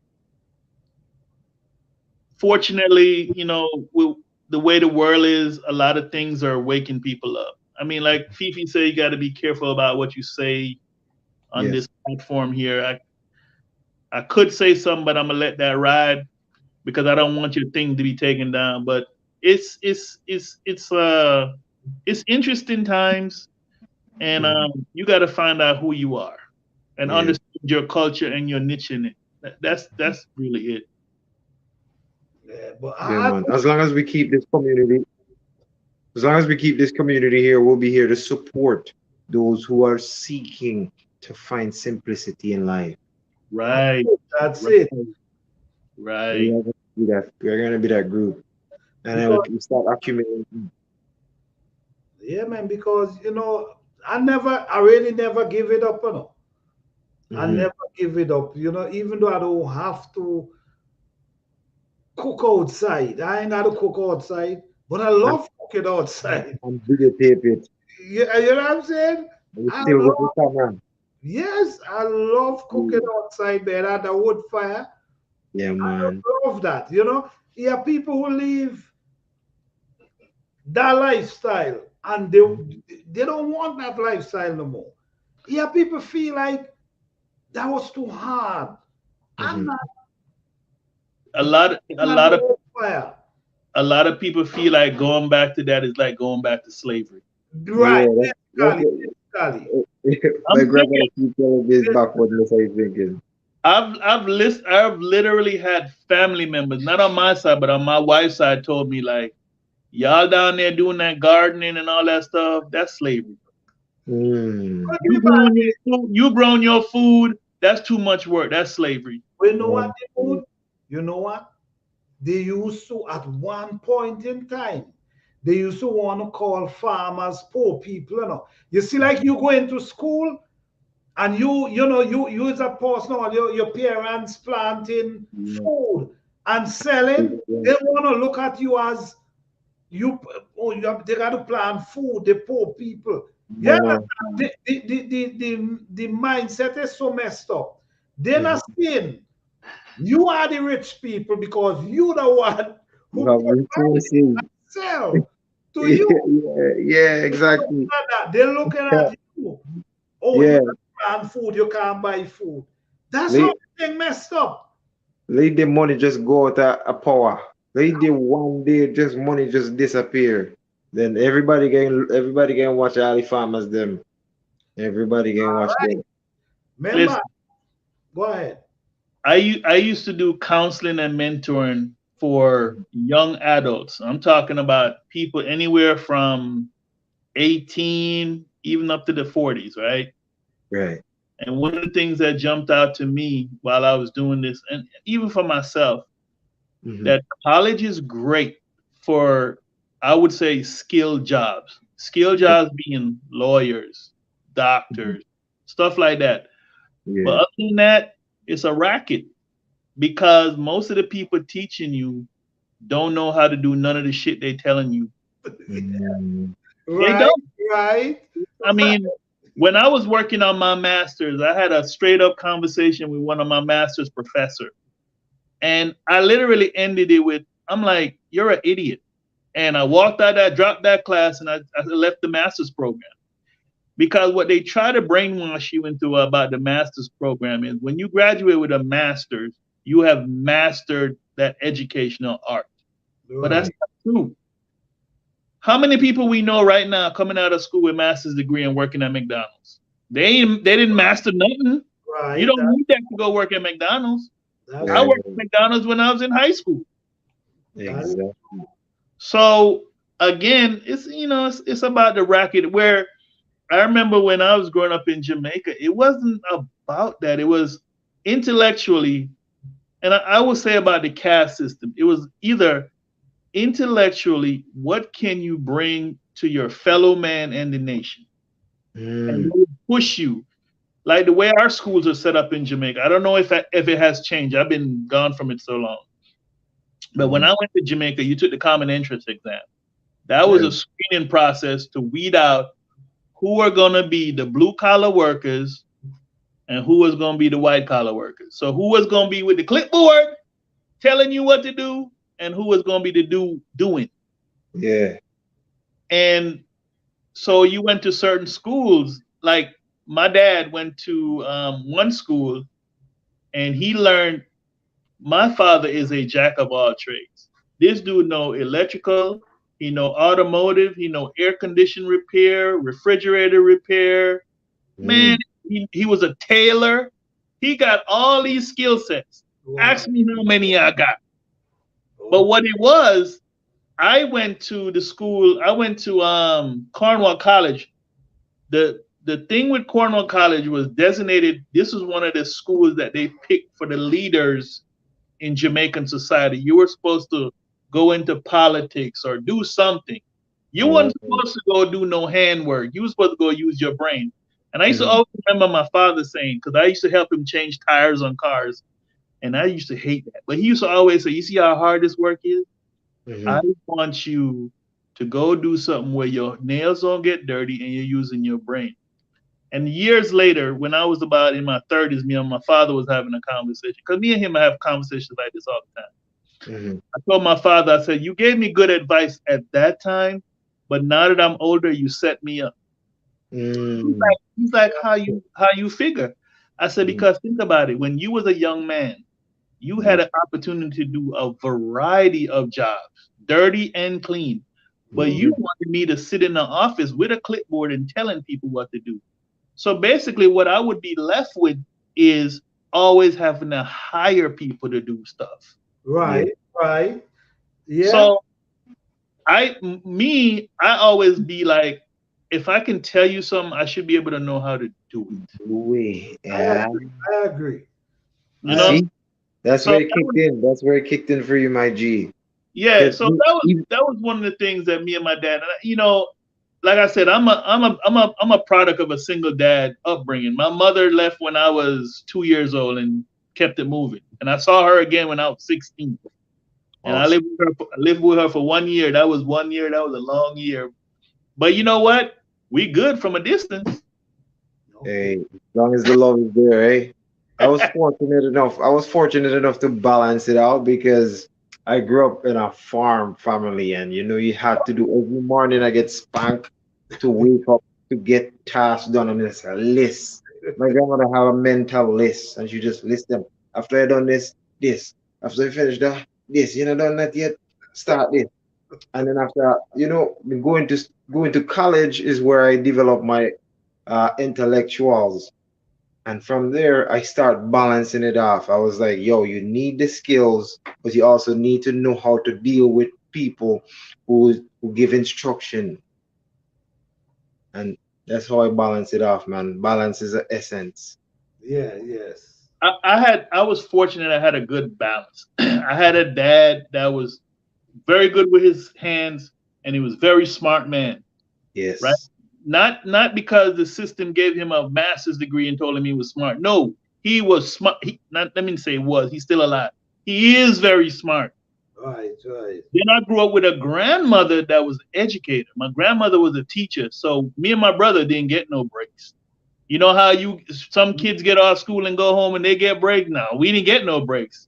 You have homework. Me and my brother were assigned. We had to read the dictionary from A to Z. Yes. And then we did the alphabet, and then we did the arithmetic. So I had that balance of academia from my grandmother, and I had the hands-on because my father, he would show us things. Mm-hmm. In today's way, he used to show us things, they would call it abuse, but in his way, it was with love. Like I would be with him when he was fixing a car or something, and he would say, go get me the 5/8 wrench. I don't know what the hell a 5/8 wrench is, but I would go get him a wrench. I would go give it to him. He's like, hey, on a 5/8, this enough. And he throw it back to me. Oh. Now, I can't catch it, so guess what? I'm going to get popped with it. Mm-hmm. But guess what? It made me find out what a 5/8 was. Mm-hmm. Because I already knew if I brought the wrong one, it was going to come back to me, not the way I gave it to him. Yeah. Just like you learn lessons about knife. My father used to always teach me and my brother lessons. Mm-hmm. He would say, go get me the knife. We would cut up a jackfruit because we had we used to go up in the country. There's a country we call Johnsall, and we had jackfruit trees up there. Mm-hmm. And we would just go harvest jackfruit. And he used to go get me the knife. And he used to always tell me, whenever you hand that knife to somebody, never hand the blade point, hand the handle point. Right. Yeah, if you handed the blade point, the knife got thrown back. He didn't try to hurt you or nothing, but he always tried to teach you a lesson. That was one thing I liked about my dad. He never just let us get away with stuff. And that's how I treat my kids now. My kids used to hate it, but now that they're older, they was like, that's why you did what you did. And I would teach my kids. I learned that from my father. Amen. Opportunity for educate. Yep. Every single time. No, the kids are gonna get mad when they're young. When they get mad at you, yeah. When they get older, man, they start thanking you. They'll hug you up, they'll love you. They don't understand. So all this time, Yeah. telling me, and this was the plan. They thank you. So you just gotta keep doing what you're doing once you know what you do is right. Man. We were having a discussion a while back, and I'm telling you the skill sets. You said it, and at the time you said it, I believed you, and I agreed with you, but I was like, But I was putting some stuff into place, right? Mm-hmm. And what I was doing was I was here at my house, and I was using some stuff that I learned as a young boy growing up with my father and my grandmother. And I was like, man, I cannot believe that I remembered to do this stuff. Mm-hmm. That you never would think that thing, but if you did it on a day-to-day basis every day, even if you forgot it for 20 years, it's gonna come back to you. Oh yes, it's gonna come right back. And I have the fortunate of being able to teach some of it to my wife. I try with my kids, but man, they done bought into the system that we got here. So you do what you do. Yeah. I try to impart a lot of wisdom into them when they were under my direct control. Now that they're in their 20s, you don't have them. You got social media, got influence on them. You got influence on them. But you, just like the same way that I had stuff pumped into me when I was younger and I forgot, The Yeah. same way that one day when it really counts, something will kick back into their head. Yeah, Oh, that whenever I see it, whenever I part, whenever I give knowledge, I say it just like that. You see, there's gonna be a day you remember this and you remember me, and that's all. That's all you need to know. And Yeah. they're gonna, whenever that they come, they'll just hear me say that, and then they'll use the knowledge that I bestowed upon them. I agree because my father, there's things my father used to tell. He ain't used to talk much, but the little words he say, always so powerful. You know what I mean? And I live off of these words. You know what I'm saying? Yeah. One thing he always used to tell me, don't do unto others the things you do. wouldn't like them to do unto you. You see that? Yes. That Yes. he used to always tell me that as a little boy growing up. Yes. Yeah. You don't want it done to you, don't do it to others. You Oh, yeah. understand? Yes. Because trust me, if you do it, it will come back. It will come back and hit you. Karma. Yes. So he used to always say, if you know you don't like it, like me and my brother might get in something and you know what I mean, and he put it to away for sit down. If you know, simple thing that he ain't going no sentence. If you know you don't want it done to you, don't do it to others. These principles, I hold on these principles because I understand. Yes. But these things come back and hit you real hard. But you tell yourself you're doing stuff to people and believe that it ain't coming back. It might come back the same way, but it might come back with like a rock, jump and crush you. That's right. You know what I mean? So the principle they were sharing, it all is good. You see that? Sorry for cutting me off there, Planter. Yeah, you see that exactly what you just said. I am preparing myself for fatherhood, and that was one of my main principles. Simple and sweet things that they will remember. They don't have to think hard to remember. Do unto others that you would want to be done unto you. Yeah. Yes, simple and sweet. Statement there, it cover a whole broad. You understand? A whole broad. You understand? If you follow that, you understand. You know what? Let me do this because I don't want you. You know what I'm saying? So it make you, it kind of level you up that, you know what? Let me just, I'd rather leave you than try to do anything to you. You know what I'm saying? Yes. I'd rather just say, you know what? Let me cut you off. Let me do anything to you. Let me give you this little bit of information since we're talking Caribbean stuff. So Christopher Columbus supposedly discovered the West Indies, Jamaica for but what happened was the idiot got lost and the Indians was waving at him on the bank. So how you gonna discover somewhere people are already there? Well, that's what we're trying to find out too. That don't make no sense. So they get to Jamaica, right? And they get to a bunch of different islands. But let's talk about Jamaica. That's what I know. There was two different tribes of Indians living on Jamaica at the time. You had the Caribs and the Arawaks. The Caribs were known as the cannibal tribe. They weren't necessarily cannibals, but what they did do is whenever they raided the Arawaks, if they captured some Arawaks, yeah, they had some human flesh. It was a delicacy. But the reason why they were known as the cannibals was because they fed on the British. They killed as soon as they saw them because they never had white flesh before. So that's how that thing got out about them being cannibals. But they weren't primarily cannibals. They were hunters. Right. Now, think about how funny it is. So the Caribs were the cannibals. The Arawaks were the vegetarians, peace-loving, blah, blah, blah. The British exterminated all the Arawak Indians in Jamaica. The Caribs, because they were aggressive and would fight to the death, they still here. Now, they are Arawak Indians because some of them left by paddle boat and went to other islands. And some went all the way down into South America. That is the only reasons there's lineage of them left. That's why we know these stories. Because if not for that, we wouldn't know nothing. That's why I always say when I hear people saying stuff, I'm like, well, where did you get that from? Mm.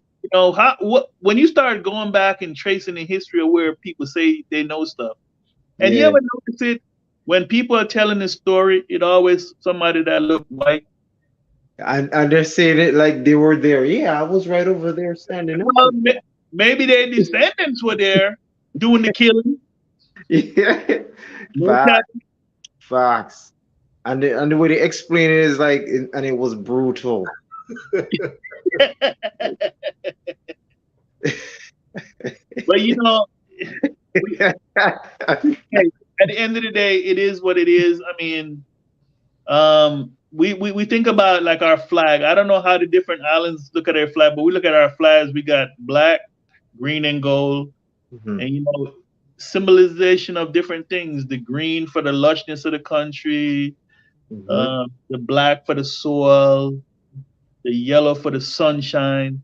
So we got everything there. And the motto of the island is out of many, one people. And they try to eradicate that motto because we are not going to be divided because we're different. At the end of the day, you meet most Jamaican, I don't care if you're white Jamaican, black Jamaican, Indian Jamaican, Chinese Jamaican, you know what they say? I'm a Jamaican. Right. You go out here right now, anywhere, and talk to somebody. Oh no, I'm Chinese American. Oh no, I'm Black American. Oh no, I'm Hispanic. Either you, what are you? At the end of the, you know what I'm saying? It's so much division. Even the Chinese, them never call themselves Chinese. Nothing. They're just Chinese. Chinese. They no Chinese nothing. So say all right. I mean, Chinese American. It's just Chinese. Only certain people carry that shade, like African people. Black people. They got to go with African whatever. Instead of say I'm American. You understand? They wait on. I don't know if God gonna bless me with longevity where I can see the outcome of what's gonna happen in the continent of Africa over the next few years. But it's getting ready. It's going to happen because we already have about 10 countries in Africa, and I always got to constantly be correcting people on that. Oh, Africa is not a country; it's a continent. There's a bunch of countries in Africa, but there's 10 countries right now that's getting ready to upset the apple cart, and I'm really curious to see how that's going to work. Because this is the step that they're getting ready to take. They're getting ready to put their resources to back their money. Man, we ain't gonna like that. The British ain't gonna like that. Oh no. That's why Libya no longer, Muammar Gaddafi no longer exists. He was trying to do a gold-based economy. That's why the guy in Iraq no longer exists. He was doing the same thing. Right. So you gotta be. It's gonna be interesting. Yeah, they're very genuine down there when it comes to exchange. Because America, their currency system is backed by basically air. They're trying to bring in this digital currency. That's basically just creating digits on a computer. Right. It's fantasy money. That's the easiest way of printing it. Since people are working hard for it, they just want to just scan it into their account. It's fantasy money. Yeah. So I'm like, nah, like if I'm working hard for this thing that it gives me resources, you better best have some resources behind that, or just let me go and get my resources by myself. I'll be fine with that. I'll be right back. All right. Yeah, man. Yeah, Plantal. So simplest lifestyle is the best. Man, listen to me. I've been doing that for forever. I never try to get out of it. You know what I'm saying? Because you feel more comfortable, more at yourself. You feel more at yourself, at peace. That's right. Simple. Just like I try to live the same way. Mm-hmm. You know what I mean? I try to live the same way. Still get up, go outside. If I feel like bust a pot outside and some wood fire, I do that. Plant your food same way. You know what I mean? Just like this simple thing. Yeah, man. Since I came to Canada, I never not had a garden, even in winter. All right, all right, all right, Yeah, man. all So you right. know, it's in my blood, and the thing is, even me try to adapt, like just the talking, the language, just for people to understand what I'm saying, because there are people saying they don't understand me and my Creole. And I'm Right. like, let me just help them out a little bit by adapting some of that, which is not a bad thing. It's good to learn new things, but I'm never gonna put it over my Creole at all. Me not gonna ever do that. Me have both now, but me solid as a rock. You hear what I talk? Yeah, Z. Yo, Same way. I yo, change nothing. the first time I heard you speak, I knew you was Vincent Sean. I was like, yeah, that's a Vincent White. And listen, I don't change my. Listen me, just like this. Never try. Don't worry about it. Yeah, Hold on. My father, all these years, and you still speaking the same. Yes, sir. How I supposed to speak? Yeah, man, yeah, original Vincent man, yes. I'm an Yeah. original. I know. No, man. Yeah. You see, we probably get original stamp. You stamp itself. Still live Yeah, the same lifestyle. Yeah. Just like the islands. Live the same lifestyle like the island. So yeah, man, that's why me always do here more try for as much knowledge as you pass on for obtain that. You know what I mean? All right. Yeah, so we can continue legacy. You know. Yes, I. The more they go down, okay. All right. Yeah, man. Simple lifestyle. Because when I remember, right? I Yeah. remember you growing up and the simpleness, the simplicity of how you was living. You That's right. understand? Mhm. Bathroom outside. You got to change your animal when you're done. Your hands them smell like Dung. rope. You understand what I'm saying? Yes, rope. That's the smell. Rope. But even like that, you still was living your life. You know what I mean? So you ain't got to be living life by trying to live like other people. And this is the problem today. We try to live like other people. Be yourself. Yeah. Be yourself. Do what's comfortable for you. You understand? That's right. Sometimes we try to go overboard and watching what other people doing and getting ourselves caught up in stress, spending money where we're not supposed to, where we shouldn't in the first place. Now we open up a door where we got to focus on paying back these money stress. Stressed out. Yeah. You're gonna be living your life and that door shut and you living comfortable. So sometimes we, like when I say back home, we hang our hand Too high. where our hat, hang our hat where our hand can reach something. And that creates a lot of pressure on ourselves. You know what I'm saying? Follow fashion. My grandmother used to say, yeah, you follow fashion. Yes, But all you right, know, wait, hold on. All right, Dimo, thank you, man. I appreciate you coming up, man, and share the information. We appreciate you, man. Thank you so much. All right? yes, yes, Go I ahead. am. Go ahead. Yeah, so you're saying like earlier, like I just forgot it, but you're saying earlier something that I had to state again. It was about like people. I have to try to remember this now. Yeah, you were saying something earlier that really stood out to me, and I really wanted to state it again, but it's about you and your culture and going into a different person country and not changing where you're coming from, just being you. but you still adapted in a form that is comfortable for you. So like you see, you in America right now, but you're still doing your gardening. You're still doing it, you know, all this stuff that maybe I was want to do. But no, this is the thing that catch us. Now we have to pay for most of the things we have to do.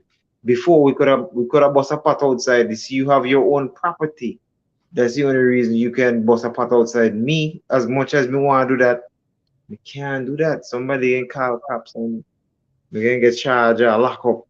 Right. I know that works. Yeah. So we can't really so certain stipulations in place because of law in a new territory. And now me have to adapt in a ways of okay, we can't cook outside, we gonna have to just do it in a pot. Find different alternative food. So right now, me in the mindset of I keep switching up the food them, but don't go too far from where you come from. Right. To them, I feel like boy, me need to drink some coconut water. My body doesn't tell me find a coconut, drink your water. Right. So I get in free market and I go find me in a cave, me have to pay $10. That you see, the Mhm. thing is, you just gotta do what you can do. Yeah. That's the thing. Mhm. Oh, wait, okay. All right. Good night, live from scratch. All right. Thank you for coming through. Appreciate you coming through. Blessings. The thing about it is, Mhm. what I was saying again, we were saying about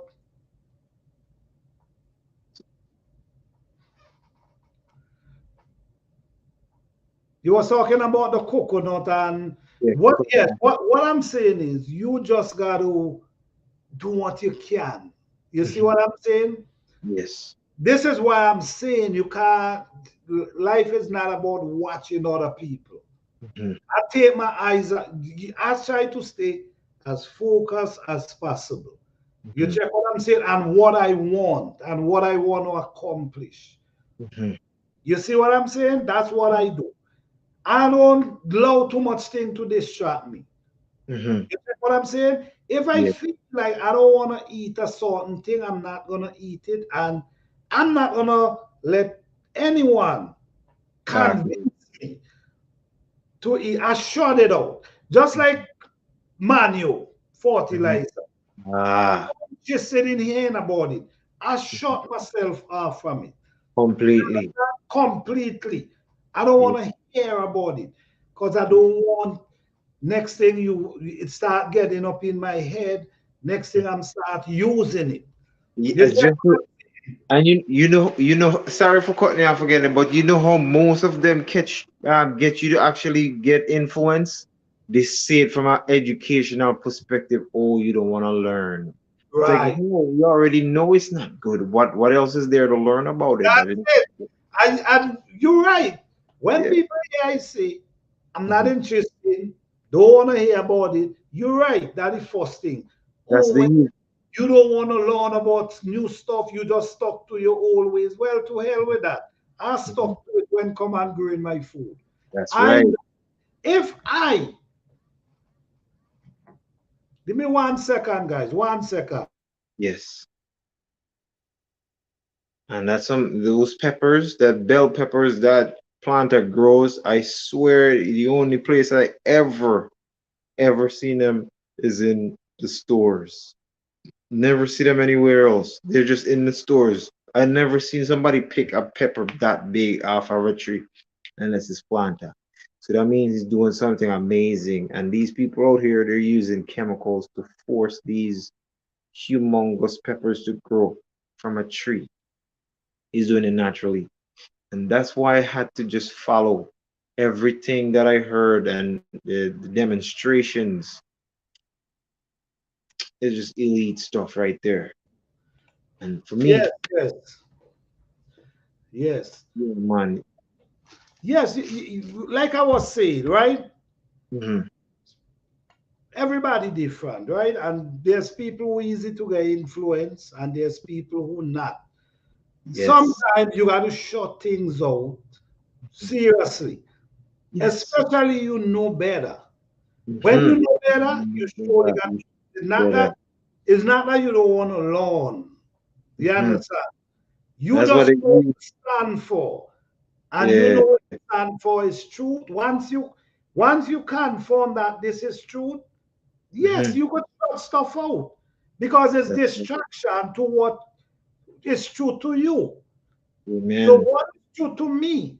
I'm not allowing anybody to take that away from me.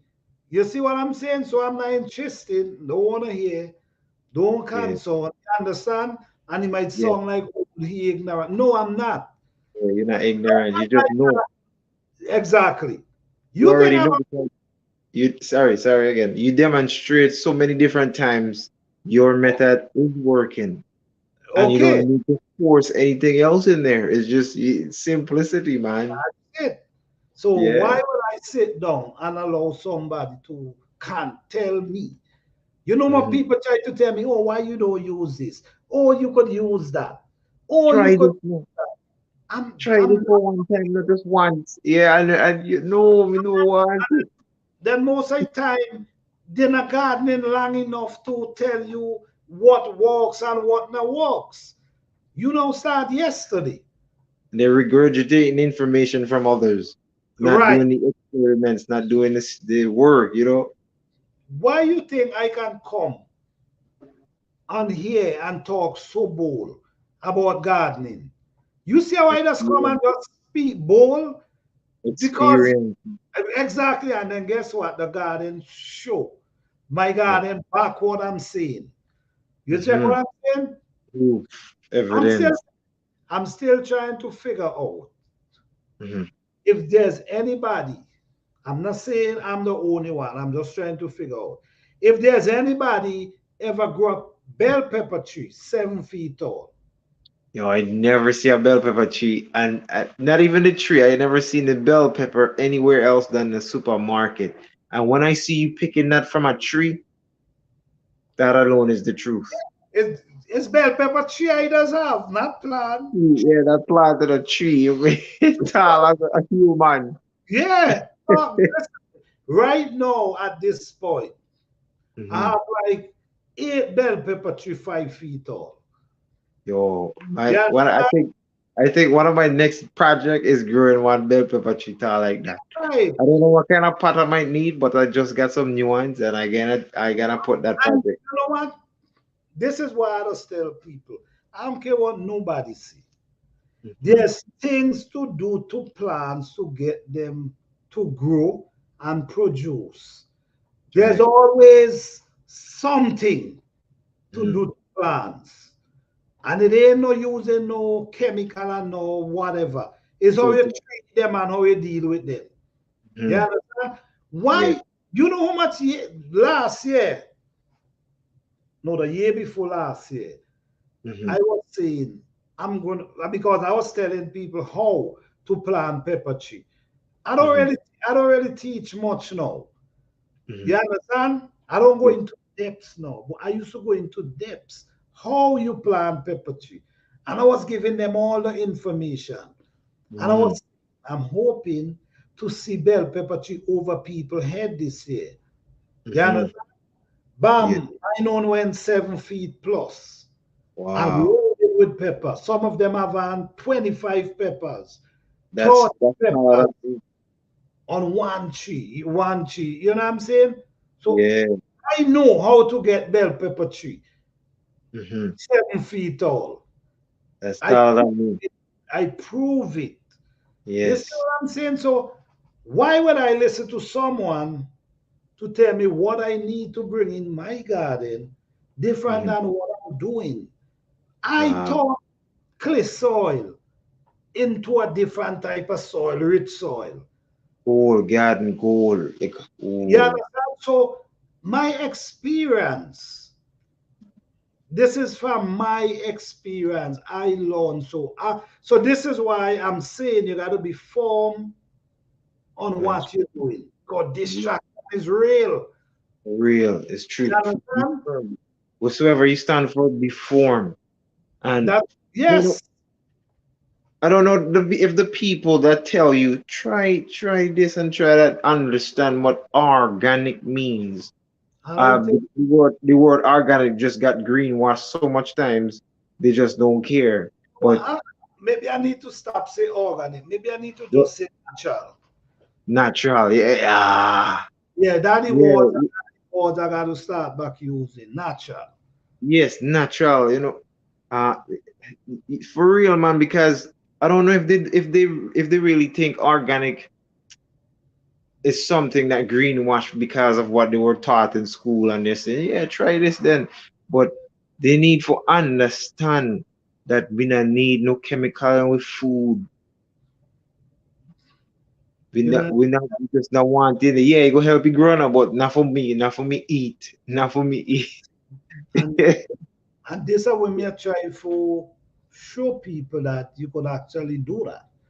And Yeah. big plans same way. Yes, Big I. the same way. You Mm-hmm. check what I'm saying? But Yes. it's rules in gardening too. Mm-hmm. You check what I'm saying? It's rules Uh, and balance, rule, balance, discipline, all these things apply in gardening. mm-hmm. You got to have balance. You got to know stuff.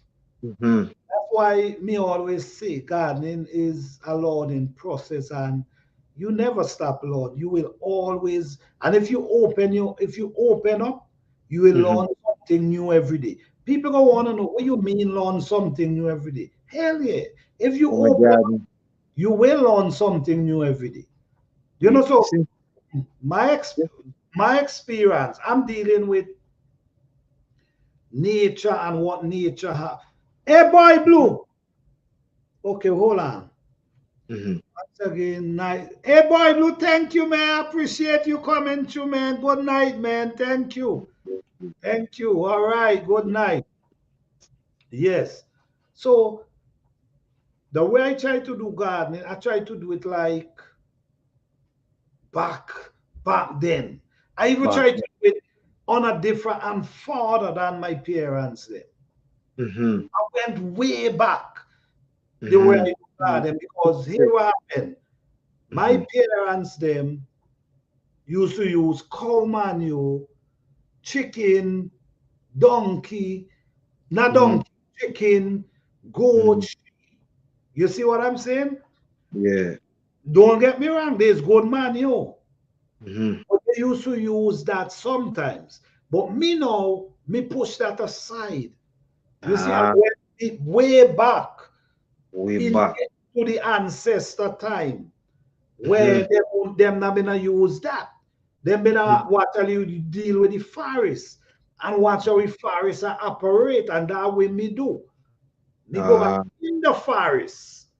Mm-hmm. Me go back in the forest and watch how the forest operate. And me sit down and me say, wait, hold on. I ain't see nobody come in here and throw no fertilizer. Yeah, exactly. You know? I ain't see Yeah. nobody come in here and wet no plant. You Wet no get what I'm plan. saying? But when I Yeah. look, I'm seeing big, humongous trees and Yes. plants growing. I didn't see Mm-hmm. nobody went in there. So this is where I go back and I say, wait, hold up. I ain't using nothing. You was. The same thing the forest using. The leaf and the rotten tree trunk, because where happen, the plants feed themselves. That's right. Trees feed themselves. So that's Mm-hmm. what I create. You see what I'm saying? Mm-hmm. Environment I for it. Yeah. create, yes, because now they're feeding their self. You see, in the forest, the plant feed itself. That's right, man. And since we're here, I would like you to bestow some knowledge about the moon correlating to plants, best planting time and best harvesting time with moonlight. I'm Okay, still trying to get that. I never, full moon, you don't want to harvest anything on a full moon. never It's harvest on a no full harvest. Let me ask you something. You remember bamboo? You bamboo. Yes. ask anybody when you cut, just ask them this question.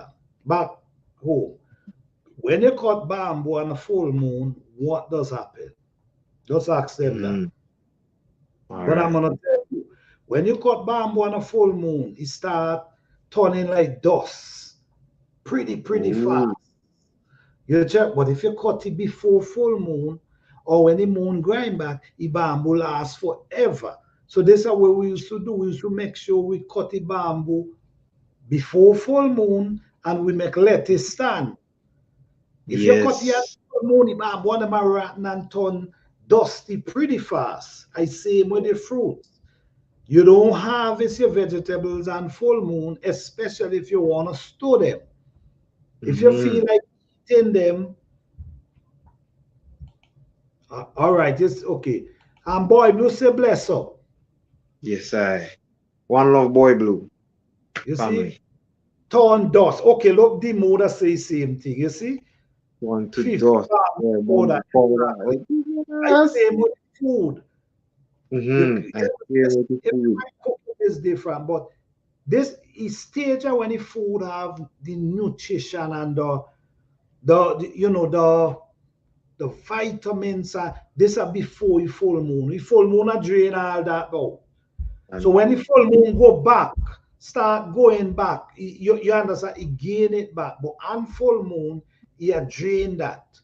You check what I'm saying? So Yes. you want the nutrients, you got to harvest before. If you know full moon coming up, harvest before full moon. Or All if right. full moon get you, wait till it pass and grind back for harvest. Then I'm planting these. My father showed me some his sign I moon there. His size I moon. And by the size of the moon, this thing is so correct, right? Mhm. If you follow the sign of the moon and you plant today, I guarantee you rain coming either the day before or the same day or day after. This is a guarantee that rain gonna fall. Say you okay, you choose okay, the moon is 3/4, and you decide I'm going to plant and 3/4. I guarantee you, either the day before or the day after or the day on the said day, rain coming, and you know that's the best time to plant. Planting anything. So true. Exactly. So it's a Right. lot Right. of information, but we're gonna pick that up next time. Yes. Yes, please. Gonna Thank you pick that again up, for the vital information. but Fantastic. gardening is a special thing, and it's so much to learn in gardening. You never stop learning. I'm still learning. You know what I'm saying? Because I Same. open up myself to that. You check what I'm saying? But I decide to learn and focus on how I want to learn. Because I'm not gonna make no one take me from natural to synthetic. I'm not gonna allow that. You check what I'm saying? Yeah. So Non-synthetic growing. exactly. So just be disciplined with yourself and learn how to close certain things out, especially when you know what Yes. you're doing is truth. Is right. Certain people out. So we're gonna pick up this conversation next time, but I gotta go now. So thank you for coming up, All man. right. Appreciate you, and you know we always here every Friday night and over the other side Yes, and talk. You're welcome anytime, man. I appreciate you, man. Thank you for coming through. Always. Always. One Dimu, love thank everybody you. in chat. All right. Dimu, thank you for coming up. Appreciate you coming up, man. I appreciate you. Thanks for the information. Thank you so much. Thank you, Fifi Johnny, for coming through. Appreciate you. Thank you, Boy Blue, for coming through. Appreciate you. Live from scratch. Thank you for coming through. Everybody who come through tonight. It's a blessing to have you here as always. Thank you, guys. Hey, LP. All right, LP. Listen for a little bit in the bushes. Very. Oh, okay. Thank you for coming through, LP. Yes, yes, yes. All right, guys. We appreciate each and every one of you. That's what we say, man. We try to make over here fun, very informationable at the same time. You know, over the other side is we stuck gardening, we serious over there. But over here, we talk about gardening to talk a lot about different culture in the Caribbean island, the food. You know, it's just information. Once you come here, you're gonna leave with some kind of information. And that's the kind of life I try to do. Whatever, once we leave with something. We learn something new from someone. All right? So as always, guys, thank you guys for coming through. Truly appreciate you guys. It was very interesting. It was a very interesting night again tonight. Don't forget, next week, same time, Friday night, 9 p.m. Eastern Standard Time. And don't forget, on Thursday night, we on the other side over there. No problem, Dimo. Thank you guys as always. Appreciate you guys. You guys have a blessed and wonderful night. All right? Peace, love, and blessing. Have a wonderful weekend, guys. Thank you all.